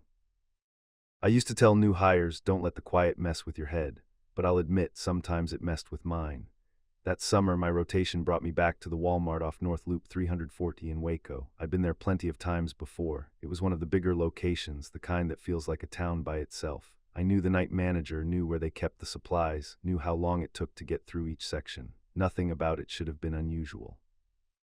But the night I started that shift, June, hot and sticky, close to midnight, things felt off from the beginning. I signed in with the manager, grabbed my supplies, and stepped out back for my usual cigarette before getting started. It was my ritual, one smoke before the long haul. The parking lot was mostly empty, just a few employee cars clustered near the doors. But then I saw it, a white utility van parked way out by the far end where the cameras didn't reach. No markings, no company logo, just dented panels and no windows on the back. The front seats looked empty. I frowned, thinking maybe it belonged to another contractor or someone sleeping rough. Then it rocked just slightly, like someone moved inside. At first I thought maybe it was the wind, but there wasn't any. The air was heavy that night, still and muggy. I squinted, pulled out my phone, and flicked on the flashlight, aiming the beam toward the van. Instantly, the rocking stopped. The stillness felt deliberate, like whoever was inside had frozen. The second they knew I was watching, a chill ran down my spine. I'm not the jumpy type. I've worked in plenty of empty buildings where raccoons and stray dogs got inside, but this was different. Something about that stillness made my gut tighten. I stubbed out my cigarette and hurried back inside. I told myself I was being paranoid. Maybe it was just a contractor's van. Maybe the shift change had someone napping in the back. But the image stuck with me. By 12:15 a.m., I was upstairs in the office area scrubbing down desks. That's when I heard it, a crash loud and sharp echoing from downstairs. I froze, mop in hand. Then came muffled voices. I crouched low, heart pounding, straining to hear. Footsteps followed, heavy, confident. I pulled out my phone, hands shaking, and dialed 911. My whisper barely came out. "This is Jason Miller. I'm inside the Walmart on North Loop 340. The store is supposed to be locked, but I think someone broke in. Please send help." As I spoke, the footsteps grew louder, then a voice deep, steady, "Upstairs, check there." My blood ran cold. I dropped behind a desk, pressing the phone to my ear. Through the gap between the wall and the chair, I saw him, a tall man, muscular, moving with the kind of ease that told me he wasn't new to this. In his hand was a pistol, resting like it belonged there. He wasn't nervous. He wasn't rushing. He was hunting. Another voice called from below, "Nobody up there. Let's move." The gunman smirked. He tilted his head, scanning the offices. His eyes lingered close to where I crouched, close enough that I felt sure he could hear my breathing. Then, after a beat that felt like forever, he turned and walked away. I didn't move, didn't breathe. I stayed frozen until the sound of a door slamming echoed below. Then salvation. Red and blue lights flashed through the front windows. Police shouting, boots pounding. The dispatcher told me to stay put until officers found me. When they did, I was shaking so hard I could barely stand. We swept the store together aisle by aisle. Nothing. No broken doors, no pried locks. The place looked untouched, but when they checked the lot, the white van was gone. Later in the security office, the footage told the story I'd only glimpsed. Two men had entered through the delivery bay. Someone had left it unsecured, and at the grainy black and white feed you could see them slipping in. One with a crowbar, the other with the pistol. They searched, moved methodically, signaling to each other. And then just 5 minutes before the first cruiser arrived, they walked calmly back out. No panic, no rush, like they'd planned it all along. The officers exchanged looks. One muttered. These guys knew exactly what they were doing. I just sat there replaying the sight of that pistol, the smirk on the man's face, the way the van had gone still when I shined my light. I told the officers what I saw. They filed their reports, took statements, and told me to take the night. There wasn't much else to do, but there was one detail I didn't share. When I first shined my light on that van before it went still, I thought I saw shapes in the back. Not the tall outlines of men, but smaller, lower, like children, hunched and motionless. The thought lodged in my mind and wouldn't let go. I never went back to that Walmart again. My company offered me shifts at other stores and I took them, but the memory followed me everywhere. At night, I jolted awake, heart racing, replaying the sound of that man's voice. Upstairs, check. There I'd see the smirk, the pistol, the frozen van. And always in the darkest hours, I'd see those faint shapes in the back, too short to be grown men. I never told the police about that part. Maybe I was wrong. Maybe it was boxes or shadows or my imagination. But the silence that followed when I shined the light, that was real. And the knowledge that they slipped in and out so easily, armed and calm, that was real too. Sometimes I wonder what they were looking for. Sometimes I wonder what was in the back of that van. And sometimes when I drive past Waco, I keep my eyes on the far end of every parking lot, scanning for dented white vans. When I think back to the summer of 2004, I can still feel the heat of that dry New Mexico sun beating down on the parking lot asphalt, warping the air into shimmers that made everything look like it was melting. I was 18, restless, and counting the weeks until I'd leave for college. My parents owned a small convenience store off the highway, and they weren't the kind of people who believed in free summers. They told me if I wanted spending money for school, I had to earn it. So I applied at the Walmart on Highway 60, the biggest store in town and, truth be told, the center of our little community. If you grew up in a place like ours, you know what I mean. Walmart wasn't just a store. It was the meeting ground, the hangout spot, the place where everyone ended up sooner or later. Farmers came in to buy seed and tools. Moms wandered the aisles for bargains. Teenagers like me hung around the arcade, machines pretending not to be bored. The place was like a clock that kept the rhythm of the town. I got hired as a bagger and stock boy. It wasn't glamorous, but it paid. And the air conditioning inside the store was worth more than gold when you've been sweating in the desert heat all day. Most nights were long and uneventful, mopping floors, restocking shelves, listening to the buzz of fluorescent lights until my eyes ached. The work was dull, but dull felt safe. I liked blending in, staying quiet. I wasn't the kid cracking jokes with customers or charming the managers. I kept my head down, worked, and went home smelling like floor wax and fried food from the in-store Subway. That was fine by me, but everything changed one July evening, and the memory of that night still shakes me when I least expect it. It was late, about 9:15 p.m., and I was up front helping bag groceries for the last few customers. The store was winding down, half empty, music on the intercom fatting softer than usual. I was already thinking about clocking out and driving home, maybe sitting on the porch with a cold drink. Then the doors slid open with their familiar whoosh and a man walked in. He looked out of place right away. His hair was greasy, his shirt wrinkled like he'd slept in it for days, and his eyes were wild, darting around the store as though he was looking for something invisible. His hands shook when he shoved them into the front pocket of his hoodie. At first, I figured he was just another drifter. We got plenty of those folks passing through on the highway, tired and worn down, but there was something about the way he moved that froze me in place. It was the way he seemed to carry tension like a storm cloud, the kind that breaks without warning. And then it did. Before I could even make sense of what was happening, he pulled a kitchen knife from under his hoodie and vaulted over the customer service counter. He landed so hard a rack of candy bars toppled to the floor, my breath caught in my throat. "Open the drawer," he shouted, his voice cracking in desperation. Now, the cashier froze, too terrified to move. Customers screamed and ducked behind aisles. I couldn't move either, rooted to the floor with my heart hammering in my chest. That moment, the sight of the knife glinting under the store lights is burned into me forever. The robber's voice echoed through the store, sharp and frantic, bouncing off the wide aisles like it was amplified. I said, "Open it," he screamed again, his face flushed with anger and panic. The cashier, a girl not much older than me, shook so badly her hands couldn't find the register key. She stammered, tears filling her eyes, but no sound came out. Wanted to yell, to move, to do something, but I was frozen. My legs felt like they belonged to someone else. I remember thinking, this can't be happening, not here, not now.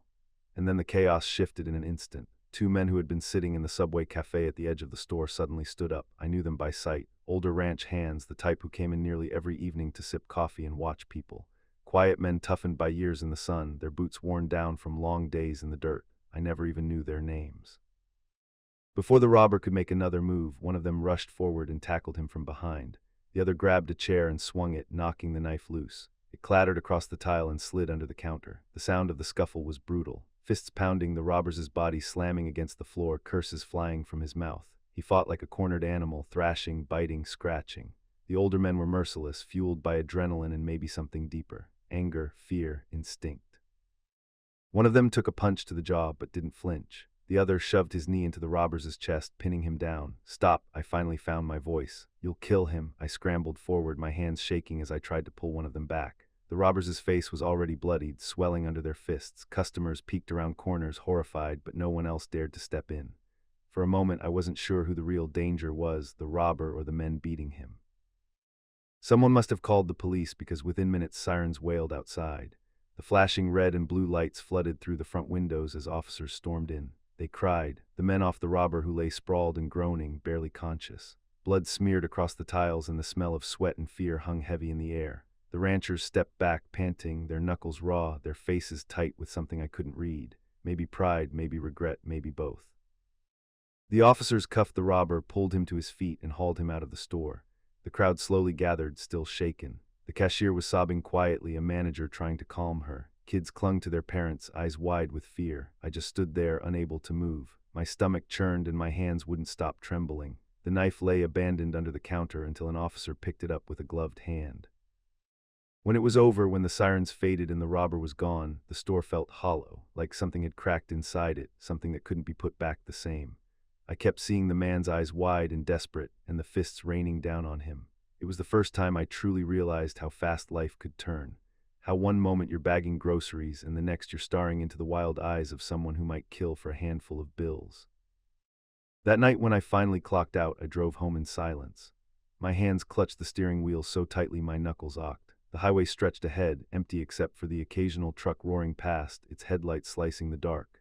When I pulled into our driveway, the familiar glow of the porch light should have comforted me, but instead I sat in the car for a long time, staring at the house, replaying every second of the robbery in my head. The sound of fists hitting flesh echoed in my ears. The glint of the knife flashed behind my eyes. Inside, my parents were sitting at the kitchen table. Mom looked up from the newspaper and smiled. "You're late, busy night," I swallowed. "Or yeah, some trouble at the store." "What kind of trouble?" Dad asked, his brows furrowing. I shook my head. "Nothing major, just some guy caused a scene. Police handled it." I forced a smile, hoping they wouldn't see through me. I didn't want to worry them, didn't want to admit how close it had been. They nodded, accepting the lie, and went back to their quiet evening. I slipped out onto the porch with a cheap beer I'd stashed in the fridge. I wasn't supposed to drink. It was still technically illegal at 18, but I didn't care. I needed something to steady my nerves. The desert night was still and silent. Crickets chirped in the distance and a warm breeze stirred the dry air. I sat there for hours, sipping slowly, staring at the stars until they blurred. My hands wouldn't stop shaking. Over the next few days, life at the Walmart tried to return to normal, but nothing felt the same. The cashier who'd been held at knife point quit. The ranchers came in less often, and when they did, people whispered about them. Some calling them heroes, others saying they'd gone too far. As for me, I felt stuck in the middle. Grateful they'd stopped the man, but haunted by how close they'd come to killing him. Haunted by the look in his eyes when he realized he was trapped.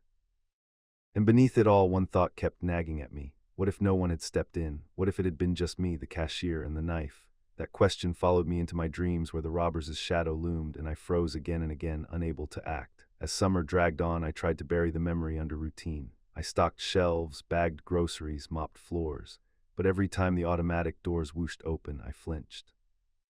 Every time a customer shoved their hands into a hoodie pocket, my pulse quickened. One night, about a week after the robbery, one of the ranchers, his name turned out to be Hank, stopped by my register. His jaw was still bruised from the scuffle. "You did good, kid," he said, his voice rough like gravel. I shook my head. I didn't do anything. He looked me straight in the eye. "You kept it from going too far. That matters." I didn't know what to say. I just nodded and he walked off, boots clacking against the tile. Later, when I was bagging groceries for an older woman, she leaned close and whispered, "Those men were heroes, don't let anyone tell you otherwise." But not everyone agreed. At the Subway cafe, I overheard two guys arguing. They damn near killed that man. One said should have let the cops handle it. "You saying you'd rather he stabbed someone?" the other shot back. I pretended not to listen, but the words clung to me. The whole town was split. Was it justice or was it brutality? And me, I wasn't sure anymore. By the time fall rolled around, my bags were packed for college. I should have been excited, ready to leave that little town behind. But the night at Walmart lingered in my mind, stubborn and heavy. On my last shift, I walked through the aisles one more time. Kids played at the arcade. Farmers talked in the garden section. Families shopped like nothing bad had ever happened. But I knew better. I knew how quickly it could all unravel. When I clocked out, I looked around the store, trying to burn the sight of it into my memory. Ordinary, safe, familiar, but fragile. So fragile, I didn't tell anyone goodbye. I just drove home, loaded my things, and the next morning I left for college. I never worked another shift at that Walmart, and when I came home for breaks, I avoided it as much as I could because every time I walked through those doors, I saw the knife. I heard the screams. I felt the weight of how thin the line is between an ordinary day and a nightmare. I was 22 the year I thought I finally had my life on some kind of track. It wasn't glamorous, but it was stable. I was working evenings as a cashier at the Walmart on South Kings Highway in St. Louis. And between that and splitting rent with my roommate, I felt like maybe, just maybe, I was starting to get ahead. Most of my friends from high school had already moved away or dropped into routines I barely recognized. A couple got married. A couple ended up back living with their parents. Some disappeared into jobs that barely paid the bills. I wanted to believe I was different. I was paying off my student loans slowly, keeping a roof over my head, and trying to convince myself that working under fluorescent lights for 8 hours a day was temporary. My mom hated the idea of me living in the city. Every phone call ended the same way. "Claire, don't stay out late, don't trust strangers, be smart." I'd laugh it off, but her words stuck. My roommate Hannah usually picked me up after work. She drove this beat-up old Saturn that rattled every time she shifted gears, but I didn't complain. It saved me from the bus. I hated buses. Too many drunks, too many creeps, too many people who stared too long or pressed too close. But that night in March 2018, Hannah texted me 10 minutes before closing. "Car's dead, starter shot. Sorry, you're on your own." So I clocked out, stuffed my groceries into a reusable Walmart bag, and pulled my jacket tight. The air outside had that late winter bite, the kind that makes your eyes water. I checked the time, 9:02 p.m. The next bus was due in 6 minutes. I told myself it wasn't a big deal. Just one ride, 20 minutes tops, and I'd be home. The Mumber 30 bus groaned to a stop, its headlights washing over cracked sidewalks and boarded-up shops. I climbed on, fed my crumpled bills into the machine, and scanned the half-empty rows.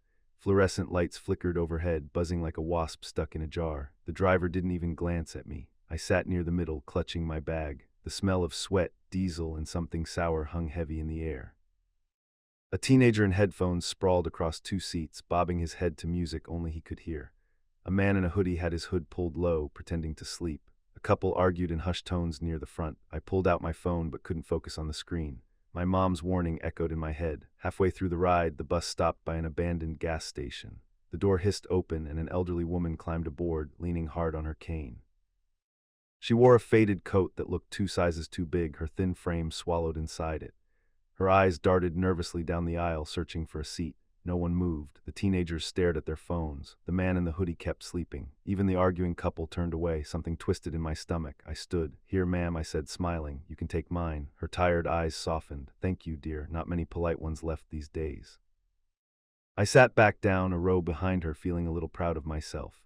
For a second, the bus didn't feel so heavy, so dark, but that warmth evaporated as soon as I noticed him. At the very back sat a tall man in a white tank top, tattoos crawling up both arms. He had been staring at me since I boarded. His glare wasn't casual. It was fixed, deliberate, like he was waiting for something. His jaw worked back and forth as if he were chewing invisible words. I looked away quickly, telling myself not to overthink it, but I could feel his eyes burning holes in the back of my head. The bus rattled on, brakes screeching. At each stop, people got on, people got off, but he stayed. Every time I glanced back, he was still watching me. I tried distracting myself, scrolled through my messages, checked the time, stared out the window at the blur of dim street lights. But when you know someone's eyes are locked on you, it doesn't matter what you do, you feel it.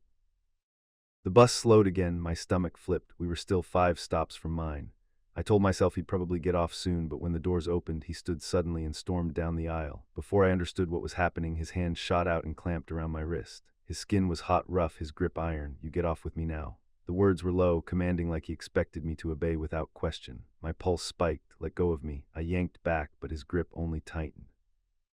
He dragged me toward the open doors, my sneaker squeaking against the dirty floor. Panic clawed up my throat. I grabbed the nearest pole with my free hand, knuckles white, holding on like my life depended on it. The old woman gasped. The teenagers buried their faces deeper in their phones. The hooded man didn't move. The driver stared straight ahead, hands frozen on the wheel.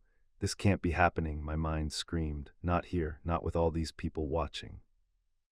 He tugged harder, yanking me toward the steps. "Stop fighting, girl, don't make me." Before he could finish, another set of hands grabbed me from behind.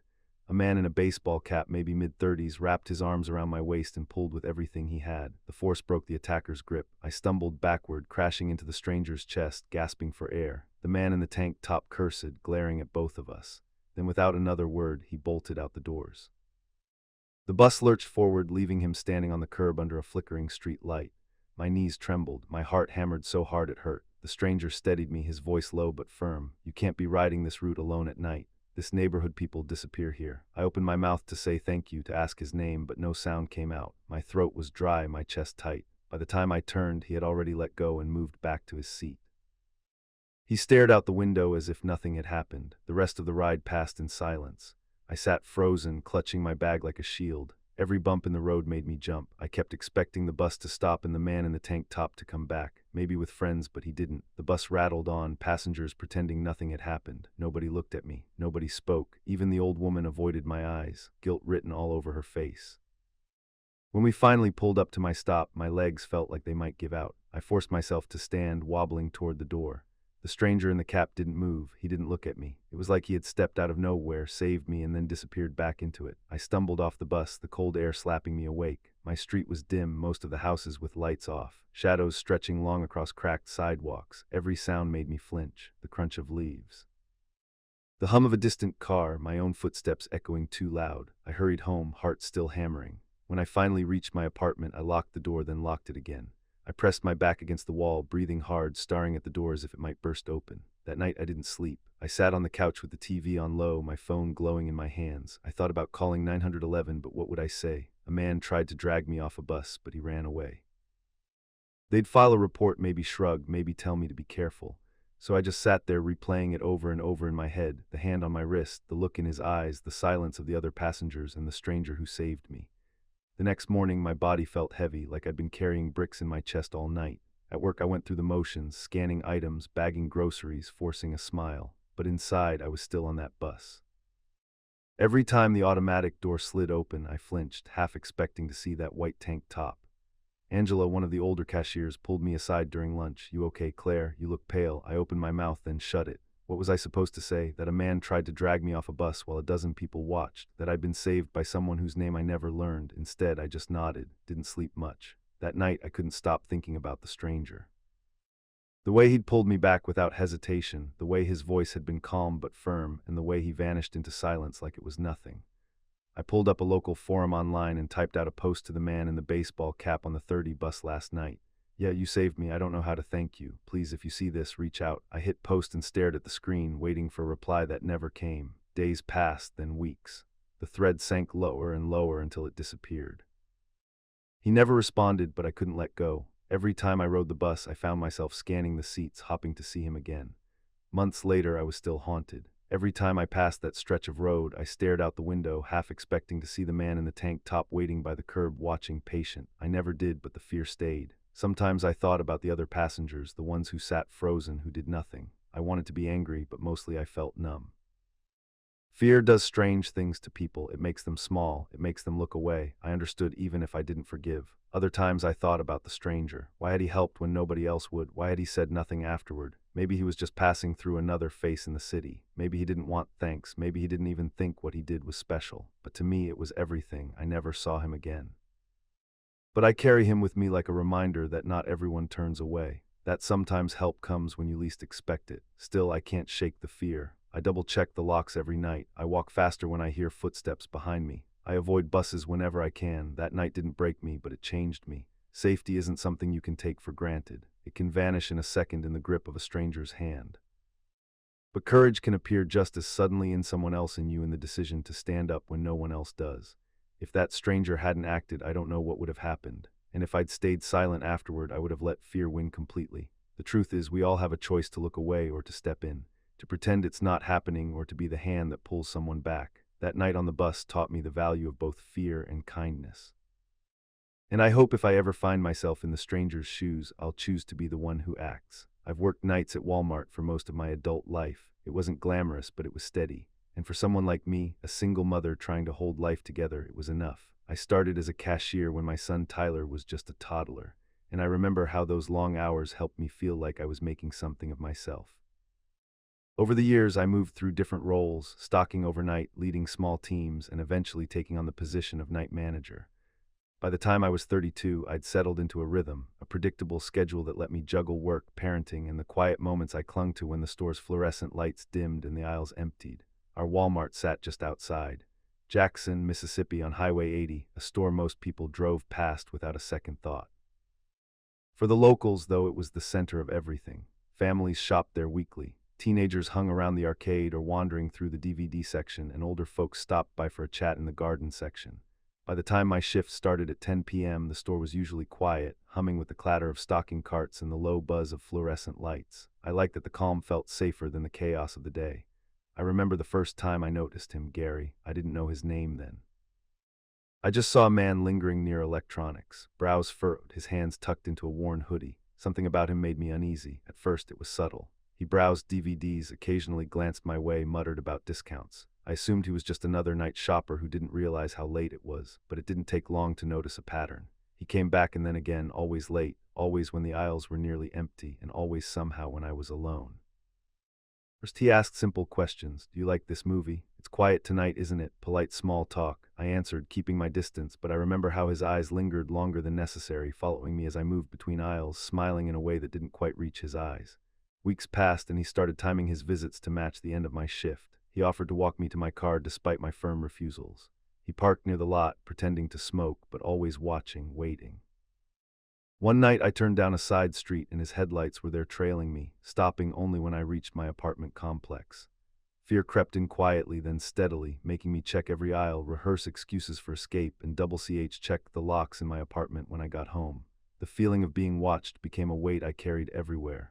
I told the night associates to stay nearby, but Gary had a way of appearing where I least expected. I filed a police report after one particularly nerve-wracking night, but the officers told me there wasn't much they could do. He hadn't made a direct threat. Walmart security tried to help, escorting me out occasionally, but he always found another corner, another moment to appear. It wasn't violent yet, but it was relentless. By October, the tension had escalated. Gary's friendly questions turned personal. Do you live around here? Does your son live with you? My polite deflections weren't enough to dissuade him. He lingered in the lot after my shift, leaning casually against his truck, pretending to check his phone while clearly watching the doors. Every time I drove home, I scanned the streets, unsure if I was being followed. My nerves frayed. I stopped going out at night except when I had to. I double-checked locks, kept blinds drawn, and even slept with the phone beside my bed, ready to call 911 at a moment's notice.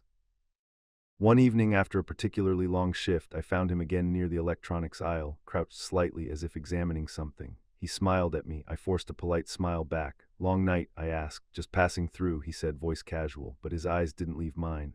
"You work late, huh?" "Yes," I said carefully. "Night manager." His nod was slow, deliberate. I liked that responsibility. The compliment sent a chill down my spine. He sounded harmless, almost admiring, but the way he lingered, the way he seemed to know exactly when I'd be alone, made my stomach knot. Over the next weeks, I caught glimpses of him in the lot after my shifts, sometimes standing by a light post, sometimes crouched near his truck. Once I spotted his headlights following me along the two-lane road to my apartment. Each sighting tightened my chest, made my hands tremble as I fumbled for keys. The fear wasn't just for me. It was for Tyler, too. I couldn't risk him seeing me panicked or unsafe. I started rehearsing conversations in my head. What if he cornered me? What if he tried to force a ride? I imagined calling for help, dialing the police, yelling. But each scenario ended with him, smiling calmly, unthreatening yet impossible to ignore. It was the not knowing that haunted me. The waiting, the watching, the uncertainty of what he might do next. One winter morning after a grueling overnight shift, I arrived at Walmart to find the lot filled with police cars. Gary's truck was IIA parked near the far end, crooked and still. My heart sank. The news hit me before anyone could explain. He had taken his own life inside that vehicle during the night. Relief washed over me, but it was tangled with sorrow. I hadn't wished him harm. I only wanted him to leave me alone, to stop watching, to stop following. And yet the thought that he had reached a point where ending his life seemed like a solution was overwhelming. I tried to process it, but every memory came rushing back. The nights he lingered, the intensity in his eyes, the strange mix of desperation and calm. In the weeks after, I avoided the lot when I could, though I still had to go to work. I caught myself staring at corners where he used to linger, expecting shadows to shift, expecting movement that never came. Tyler noticed my distraction one evening. "Mom, what's wrong?" he asked. "Nothing, baby," I said, brushing his hair back. "Just tired." But I wasn't just tired. I was exhausted from months of fear, from constant vigilance, from the strain of wondering if a stranger was following me every time I left the store. Over time, life returned to a semblance of normal. The officers who had responded that morning continued occasional patrols near the lot. Walmart security was more vigilant. I could walk to my car without scanning for shadows or worrying about headlights in the distance. But the memory lingered. It lingered in quiet moments when the store hummed with emptiness, when I caught a customer's gaze a little too long, when I opened the door to my apartment late at night. I realized something important. Danger doesn't always announce itself with threats or violence. Sometimes it creeps in quietly, settles in the spaces you think are safe, and doesn't leave until something irreparable happens. I'd spent months in constant tension, fearful, replaying interactions in my head, imagining the worst outcomes. And yet nothing violent had occurred until the tragedy of his own choice. The experience reshaped my perception of safety. I became more cautious, yes, but also more aware of the weight of human fragility. Gary's obsession, though frightening, wasn't a story of malice. It was a story of desperation, of a life unraveling in a way I could never fully understand.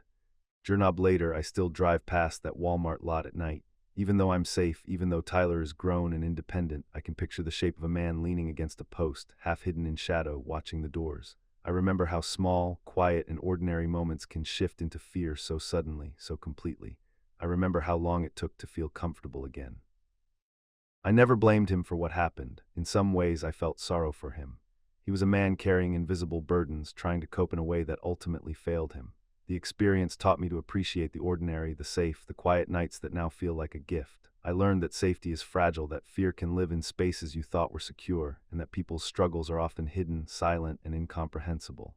I learned that courage isn't always about confronting danger. It's about navigating it with awareness, protecting yourself, and understanding the complexities of human behavior. Life is unpredictable, and danger doesn't always arrive with violence or alarms. Sometimes it lurks quietly, testing patience, awareness, and resilience. True courage is not just standing up to threats. It's recognizing fragility, setting boundaries, and navigating fear with clarity and compassion. Every life carries unseen burdens, and understanding that helps us survive, adapt, and grow without losing sight of our humanity. I grew up in a modest working-class neighborhood in Greenville, South Carolina, where hard work was more than a value. It was a way of life. My parents ran a small auto shop, and from a young age, I learned that responsibility wasn't optional. You either did the work or it didn't get done. I carried that lesson with me through school, college, and eventually into my first management role at the Walmart neighborhood market on Elm Street.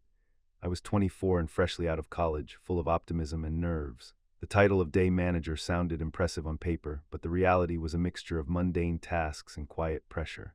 I oversaw inventory, supervised associates, and ensured the store ran smoothly.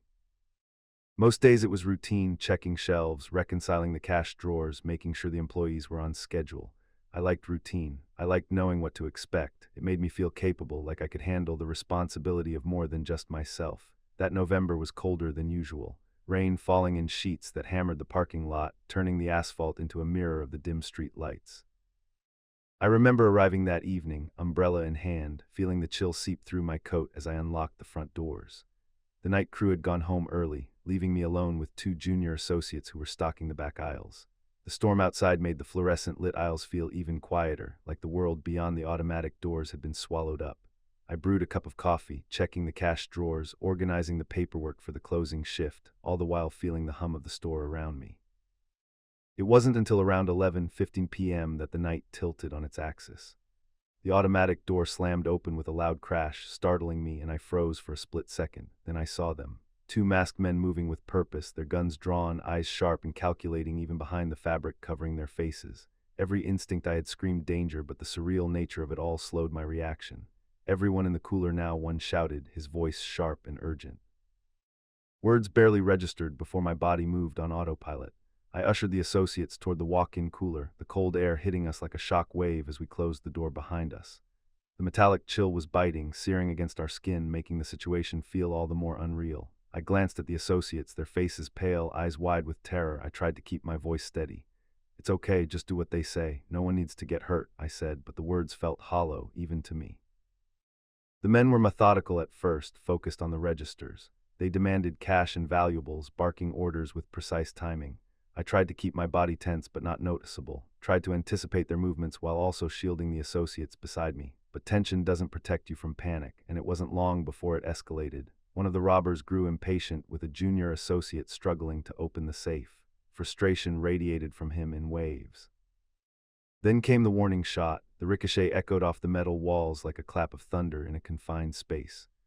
The cooler's cold air did nothing to numb the jolt that went through my chest. Every associate froze, eyes wide, breath shallow. I gritted my teeth and tried to breathe steadily, muttering under my breath, "Stay calm, don't move, don't make a sound." It didn't work. Chaos erupted almost immediately. The gunman fired again, and the sound of bullets cracking through.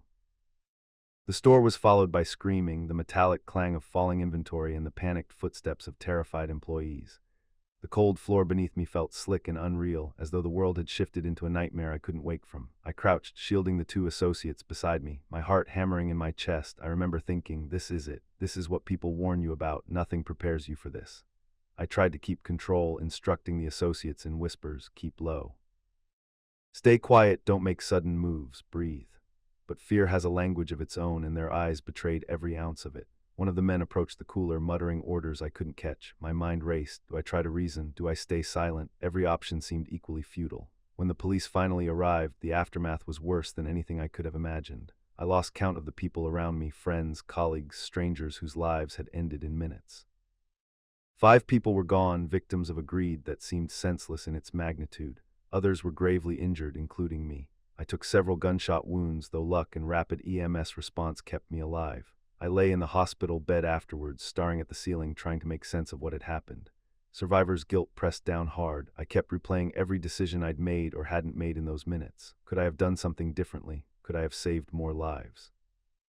The questions haunted me long after the physical wounds healed. Returning to the store weeks later was surreal. The aisles were empty, fluorescent lights buzzing faintly, and the air smelled faintly of cleaning solution and fear. Everything seemed normal, but nothing felt the same. Every time I walked past the registers, I saw the outlines of the victims in my mind's eye. Every empty aisle echoed with the terror of that night.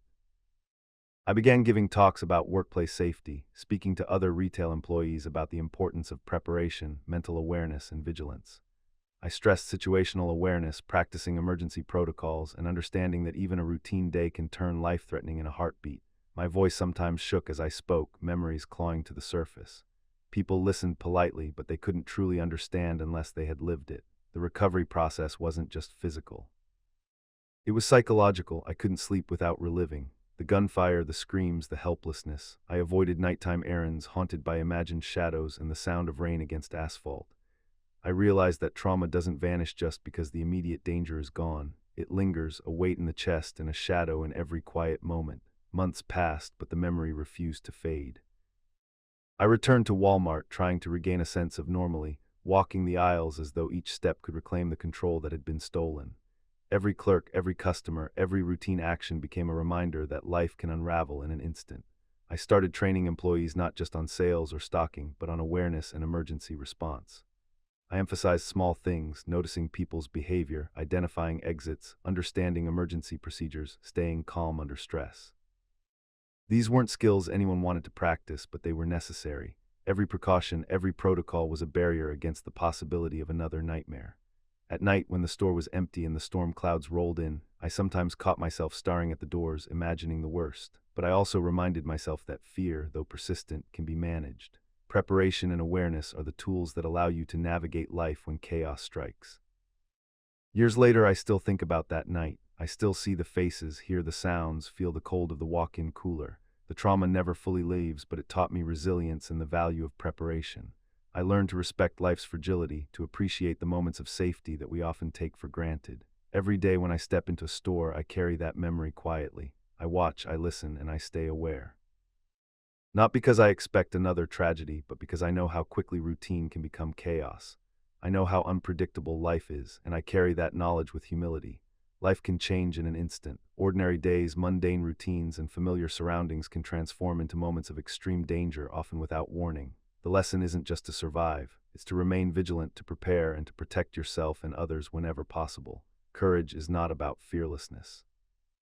It's about awareness, responsibility, and the ability to act with presence and clarity in the face of chaos. The fragility of life reminds us to respect every moment, every decision, and every life around us. I've always been a creature of routine. Work, apartment, errands, repeat. My small Richmond department offered little respite from the chaos of deadlines, emails, and the constant hum of city life. Grocery runs were my escape, solo trips too. Stores like Walmart weren't just about picking up necessities. They were my rare moments of calm, a chance to walk slowly, think clearly, and feel the normalcy of everyday life. That Tuesday evening in March 2018, I left the office a little later than usual, my shoulders tight from a long day of presentations and meetings. The sun had long disappeared behind the city skyline, and rain had left the streets slick and reflective. By the time I pulled into the Walmart Supercenter on West Broad Street, the parking lot was half full, wet, and shimmering under the overhead lights. I grabbed my reusable bags, locked my car, and entered the store, enjoying the familiar smell of floor polish and refrigerated produce. At first, the store seemed peaceful, almost comforting. Certain aisles were blocked off for restocking, leaving me weaving through narrow passages in the produce section. I picked up a bag of apples, glanced at the oranges, and felt a slight tension in the air, though I couldn't place it. Then I noticed him, a man standing near the refrigerated shelves, pretending to examine yogurt. His eyes, however, were fixed on me. At first, I tried to rationalize it. Maybe he was waiting for someone, maybe he hadn't seen me, but the moment stretched longer than normal eye contact should. I felt a prickling at the back of my neck, the sense of being observed in a space I thought was neutral. I shifted to another aisle, moving toward cleaning supplies, and he followed, always a few steps behind, blending into the aisles, yet impossible to ignore. I fumbled for my phone under the guise of checking a shopping list and sent a quick text to my roommate in Walmart. Weird guy following, not sure what he wants, just FYI. My fingers trembled slightly as I typed, glancing around, noting every movement he made. He maintained the polite veneer of a casual shopper, but there was something in the way he mirrored my path, a subtle mimicry that set off alarms in my head. I tried to dismiss it. Maybe I was overreacting, but that unease stayed lodged in my chest as I moved through the aisles, watching his eyes flicker to mine whenever I paused. It wasn't overt aggression, no yelling, no sudden movements, but the tension was palpable. A silent pressure pressing against my rational mind. By the time I reached the checkout lane, I felt exposed. He lingered in the aisle, still watching. I hurriedly scanned my items, muttered the total, and grabbed my bags. My hands were clammy, my pulse racing. As I pushed the cart toward the exit, relief washed over me, but only momentarily. I glanced back through the sliding doors, and there he was, standing near the parking lot, leaning casually against a cart, calm, composed, yet undeniably aware of me. That night I lay in bed, replaying the encounter. Questions swirled. Who was he? Why me? Was it coincidence? Or had he been watching me for longer than I realized? Sleep didn't come easily. I felt vulnerable in ways I hadn't before. Realizing that ordinary spaces, the aisles, the checkout line, even the fluorescent-lit store could feel like a trap in the hands of someone fixated. Over the next few weeks, the memory gnawed at me. I avoided that Walmart for as long as I could, choosing smaller convenience stores, curbside pickups, anything to reduce the anxiety gnawing at my chest. But life demanded errands, groceries, and mundane necessities. I couldn't hide from routine forever. A month later, at a corporate networking event downtown, I saw him again, Victor. I didn't know his name yet, but the moment our eyes met, recognition struck. His face was emotionless, detached, yet he seemed to recognize me immediately. He worked as a manager at a nearby chain restaurant. I felt my stomach knot. The same calm, polite intensity in his gaze sent my heart racing. I maneuvered to the other side of the room, avoiding him slipping out early. Once outside, the cold air did little to ease the tension still clinging to my shoulders. I realized then that fear doesn't always announce itself with threats. Sometimes it's subtle, creeping along, settling like a shadow that doesn't leave even when the immediate presence is gone. At work, I became hyper-aware of my surroundings, hallways, stairwells, elevators. I noticed exits, security cameras, who was around me. My phone never left my hand in unfamiliar places. Small, cautious habits became second nature. I replayed strategies, ways to keep myself safe even if the risk seemed minor. The anxiety was exhausting, but it was necessary. I confided in my roommate one evening. He followed me in Walmart, then at that event. I can't explain it, but I can't shake it. She nodded, listening. You have every right to feel uneasy, Alina. Trust your instincts. Her words grounded me. Instincts are powerful, often undervalued until circumstances demand reliance on them. Mine had screamed the first night, and I had ignored them too long. Months went by, but the unease never fully lifted. I became meticulous about where I went, when, and who was around. Dimly lit aisles, empty parking lots, late-night errands, all triggered memories of Victor's silent observation. I started carrying my phone in my hand, not just for calls, but as a precautionary measure. One evening, while shopping at a different Walmart, I noticed a man with similar posture and gaze. My heart jumped, adrenaline surged. I reminded myself to breathe, to assess calmly. It wasn't him, but the reaction lingered. My body remembered the tension before my mind fully caught up. I began researching personal safety, reading articles on situational awareness, stalking behaviors, and boundary setting. Knowledge offered a measure of empowerment. Awareness became a shield, a tool to navigate spaces that once felt neutral. The experience shaped more than just my habits. Social interactions, once casual, became scrutinized. I paid attention to small cues, micro-expressions, and repeated patterns of observation. It wasn't paranoia, it was vigilance, a learned instinct. Even professional settings required caution. Meetings in restaurants, conferences, networking events. I considered exits, potential blind spots, the number of people present. I learned to move with intention, aware of my surroundings without letting fear dictate every choice. I shared my story with a trusted colleague, emphasizing the subtlety of Victor's behavior. He didn't yell or threaten, but the pattern, the timing, the attention, it's invasive, and that's enough to unsettle anyone. She nodded, understanding without judgment, validating the importance of boundaries. Years later, I still think about that night in Walmart, about the intensity of being watched without physical harm. Victor's polite smile, the way he followed without obvious confrontation, taught me that danger doesn't always arrive violently. Sometimes it's the quiet persistence, the crossing of invisible lines that leaves the deepest mark. I've learned to trust my instincts, to assert boundaries, and to navigate the ordinary with awareness. Shopping, errands, even work. These everyday activities can carry unforeseen risks, but preparedness and attentiveness can reclaim a sense of safety. I still avoid dimly lit aisles whenever possible, glance over my shoulder when alone, and remain conscious of the people around me. I carry the lesson quietly, letting it inform decisions without letting fear dominate my life. Ordinary spaces can become unsafe when someone crosses boundaries. Danger is not always loud or overt. It can be subtle, patient, and persistent. The key lesson is to trust your instincts, maintain awareness, and assert boundaries before fear becomes immobilizing. Safety is cultivated through vigilance, preparedness, and respect for your own limits. I've always been a meticulous person. Growing up in Fort Wayne, Indiana, I learned early that organization wasn't just a habit, it was survival. My mother ran a small bookkeeping business and my father worked in a factory. But they both insisted that attention to detail could separate you from mediocrity. That mindset carried me through school into college and eventually into the world of retail management. I like structure, schedules, and knowing what to expect.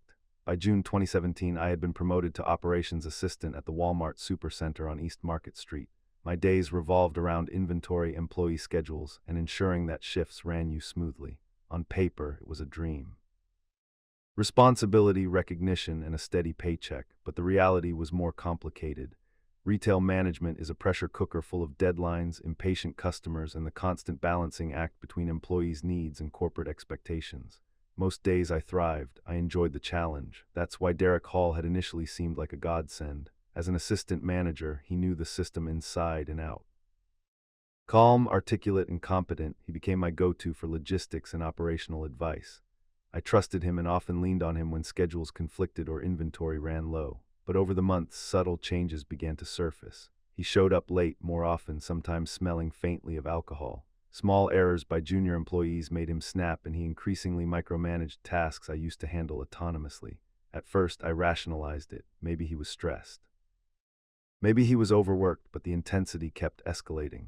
He scrutinized shift swaps, refused vacation requests, and demanded explanations for even minor deviations in workflow. I tried to stay calm, documenting everything while maintaining professionalism. It was a particularly busy Friday in June. The store had been hectic all day, and I was already on edge when I approved a week-long vacation request for a young employee. She had been looking forward to it, and her previous record justified the time off, but Derek didn't see it that way. Moments later, he stormed into my office, slamming the door behind him. His face was flushed, hands trembling as he waved a stack of papers. "You don't understand the pressure we're under," he shouted, knocking files from the desk. I froze, unsure how to respond. "Derek, calm down, let's talk about this," I said, trying to maintain a level voice. But he wasn't listening. His eyes were wild, and his words came faster than I could process. Junior employees outside the office peeked in, fear evident in their expressions. Then, without warning, he stormed toward the supply closet, muttering something incoherent. I felt a sickening sense of dread. Something about his behavior wasn't normal. My instincts screamed at me to act, but I was still rooted to the spot, hoping it was a momentary flare-up. Minutes later, screams echoed through the office. I realized with horror that Derek had grabbed a handgun from the supply closet. "Everyone on the floor now," I yelled, my voice cracking. My heart pounded as employees hit the ground, some screaming, others crying silently. I grabbed a phone and dialed 911, whispering the situation to the dispatcher while Derek ranted incoherently above us. The minutes stretched like hours. Derek paced, waving the weapon, shouting things that made no sense. I tried to maintain composure, instructing employees quietly to stay low, cover their heads, and remain silent. I could feel every pulse of adrenaline as my body reacted to every sound, the creak of shoes on tile, the rustle of paper, even the humming of fluorescent lights. When police arrived, the chaos escalated. Derek resisted violently, prompting officers to shout warnings. "He has a gun." The words ricocheted through the office like a shockwave. Shots were fired during the struggle. I ducked instinctively, praying that everyone would survive. Derek was hit multiple times and later died en route to the hospital, but the trauma remained for those of us who had witnessed the events unfold. After the immediate danger passed, the office was eerily silent, broken only by sobs and trembling breaths. I wandered through the aisles, surveying the aftermath. Overturned chairs, scattered files, and the unmistakable scent of fear lingering in the air. I realized that everything had changed. My workplace, once predictable and structured, now felt fragile, unsafe, and profoundly human in its vulnerability. In the weeks that followed, I struggled with nightmares, anxiety, and guilt. I questioned whether I should have noticed Derek's behavior earlier or acted differently when his anger first became apparent. My coworkers and I attended counseling sessions offered by corporate and safety protocols were revised.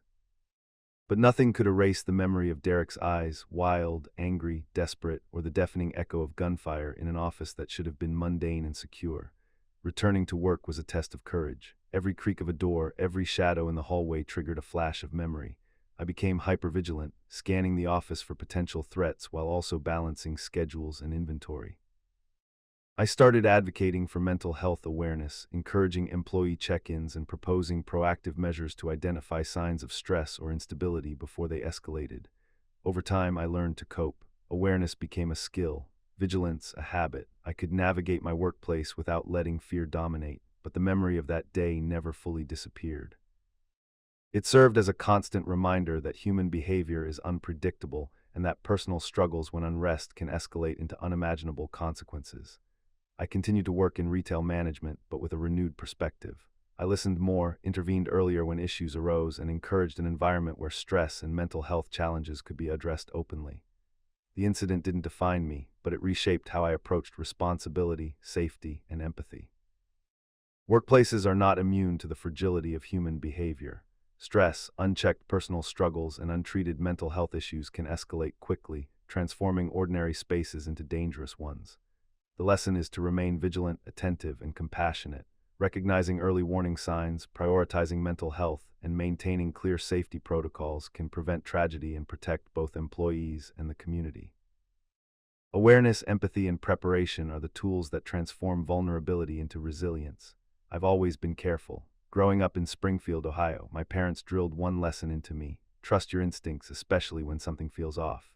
I learned early that awareness could protect you, whether it was crossing the street safely, avoiding sketchy neighborhoods, or watching out for strangers. Those lessons stayed with me long into adulthood, especially after becoming a single mom. Raising Sophie alone meant that my vigilance was no longer just about me. It was about keeping her safe, too. By September 2019, my life had settled into a predictable rhythm. I worked at a small bakery downtown, finishing shifts that stretched into the late afternoon. Once home, I prepared Sophie snacks, helped with homework, and sometimes ran errands before dinner. Walmart trips had always been part of that rhythm: quick, necessary, uneventful. I knew the store layout, the checkout lines, even the employees who worked evenings. Nothing ever felt threatening until that September evening. It was around 7:00 p.m., cloudy and cool for early fall, when Sophie and I approached the Walmart on Pine Street. She chatted excitedly about her day at school, dragging her small backpack behind her. I noticed a man near the cart return, a tall, bald man scrolling on his phone. My instincts whispered unease, but I brushed it off.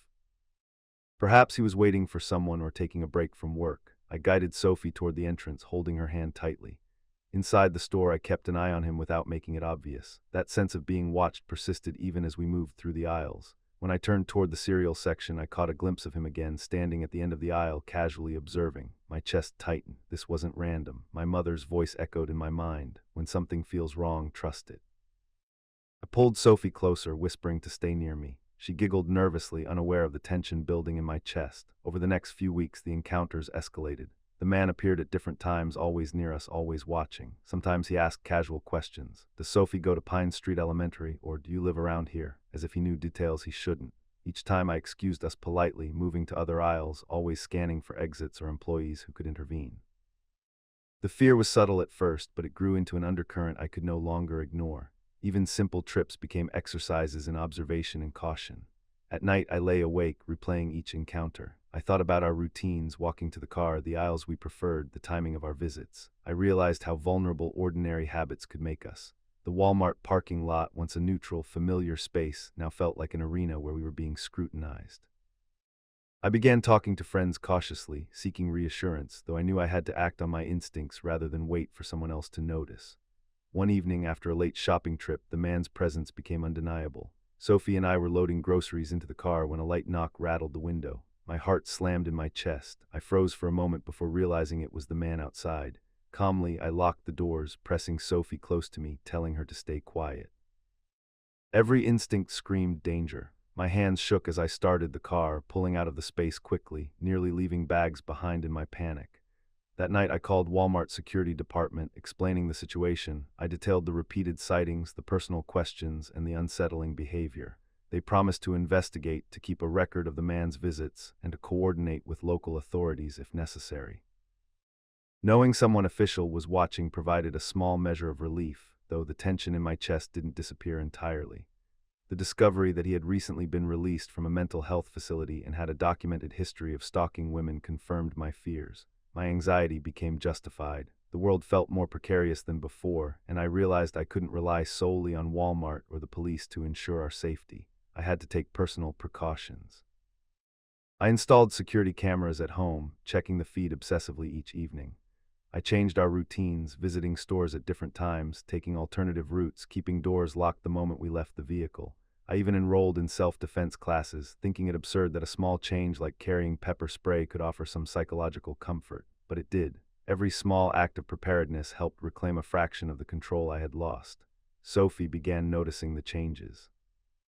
"Why does that man keep showing up, Mommy?" she asked one afternoon, her voice tinged with curiosity and unease. I hesitated, choosing my words carefully. Sometimes people make mistakes and follow rules that aren't theirs to cross. We just have to be careful, okay? She nodded, accepting my explanation. But I could see the subtle tension creeping into her small body, reflecting the stress we had absorbed together. Months passed. The man's visits eventually ceased, but the aftermath lingered. Grocery trips remained tense, and I found myself scanning parking lots and aisles, scanning for anything out of place. I realized that trauma isn't just in moments of confrontation. It's in the shadow it leaves behind, the subtle adjustments we make to protect ourselves from a danger that may never fully materialize again. I began sharing my experiences with friends cautiously, emphasizing awareness, vigilance, and trust in instincts. The story wasn't just about fear. It was about learning to balance normal life with precaution. I knew that giving into paranoia would paralyze us, but ignoring it completely could leave us vulnerable. The balance was delicate and the lessons were constant. Now, years later, I reflect on that experience often. Even though the man stopped appearing, my vigilance became part of my identity. I drive different routes, vary our routines, and maintain awareness of our surroundings, not out of obsession, but as a habit of self-protection. Walmart and other public spaces will always be part of life. They are ordinary places that require extraordinary awareness at times. The incident taught me that safety isn't guaranteed, but preparedness and intuition can minimize risk. I remain cautious but not paralyzed, alert without being consumed by fear. I carry the lesson quietly, letting it guide my decisions without letting it dominate my life. Sophie, though young at the time, absorbed the lessons of awareness and prudence as well, and I hope she carries them forward too. Ordinary spaces can become threatening when someone crosses boundaries, even subtly. Fear is valid, but action and preparedness restore control. Trusting instincts, varying routines, and seeking help when needed are crucial in protecting oneself and loved ones. Safety is cultivated through vigilance, awareness, and proactive measures, not luck alone.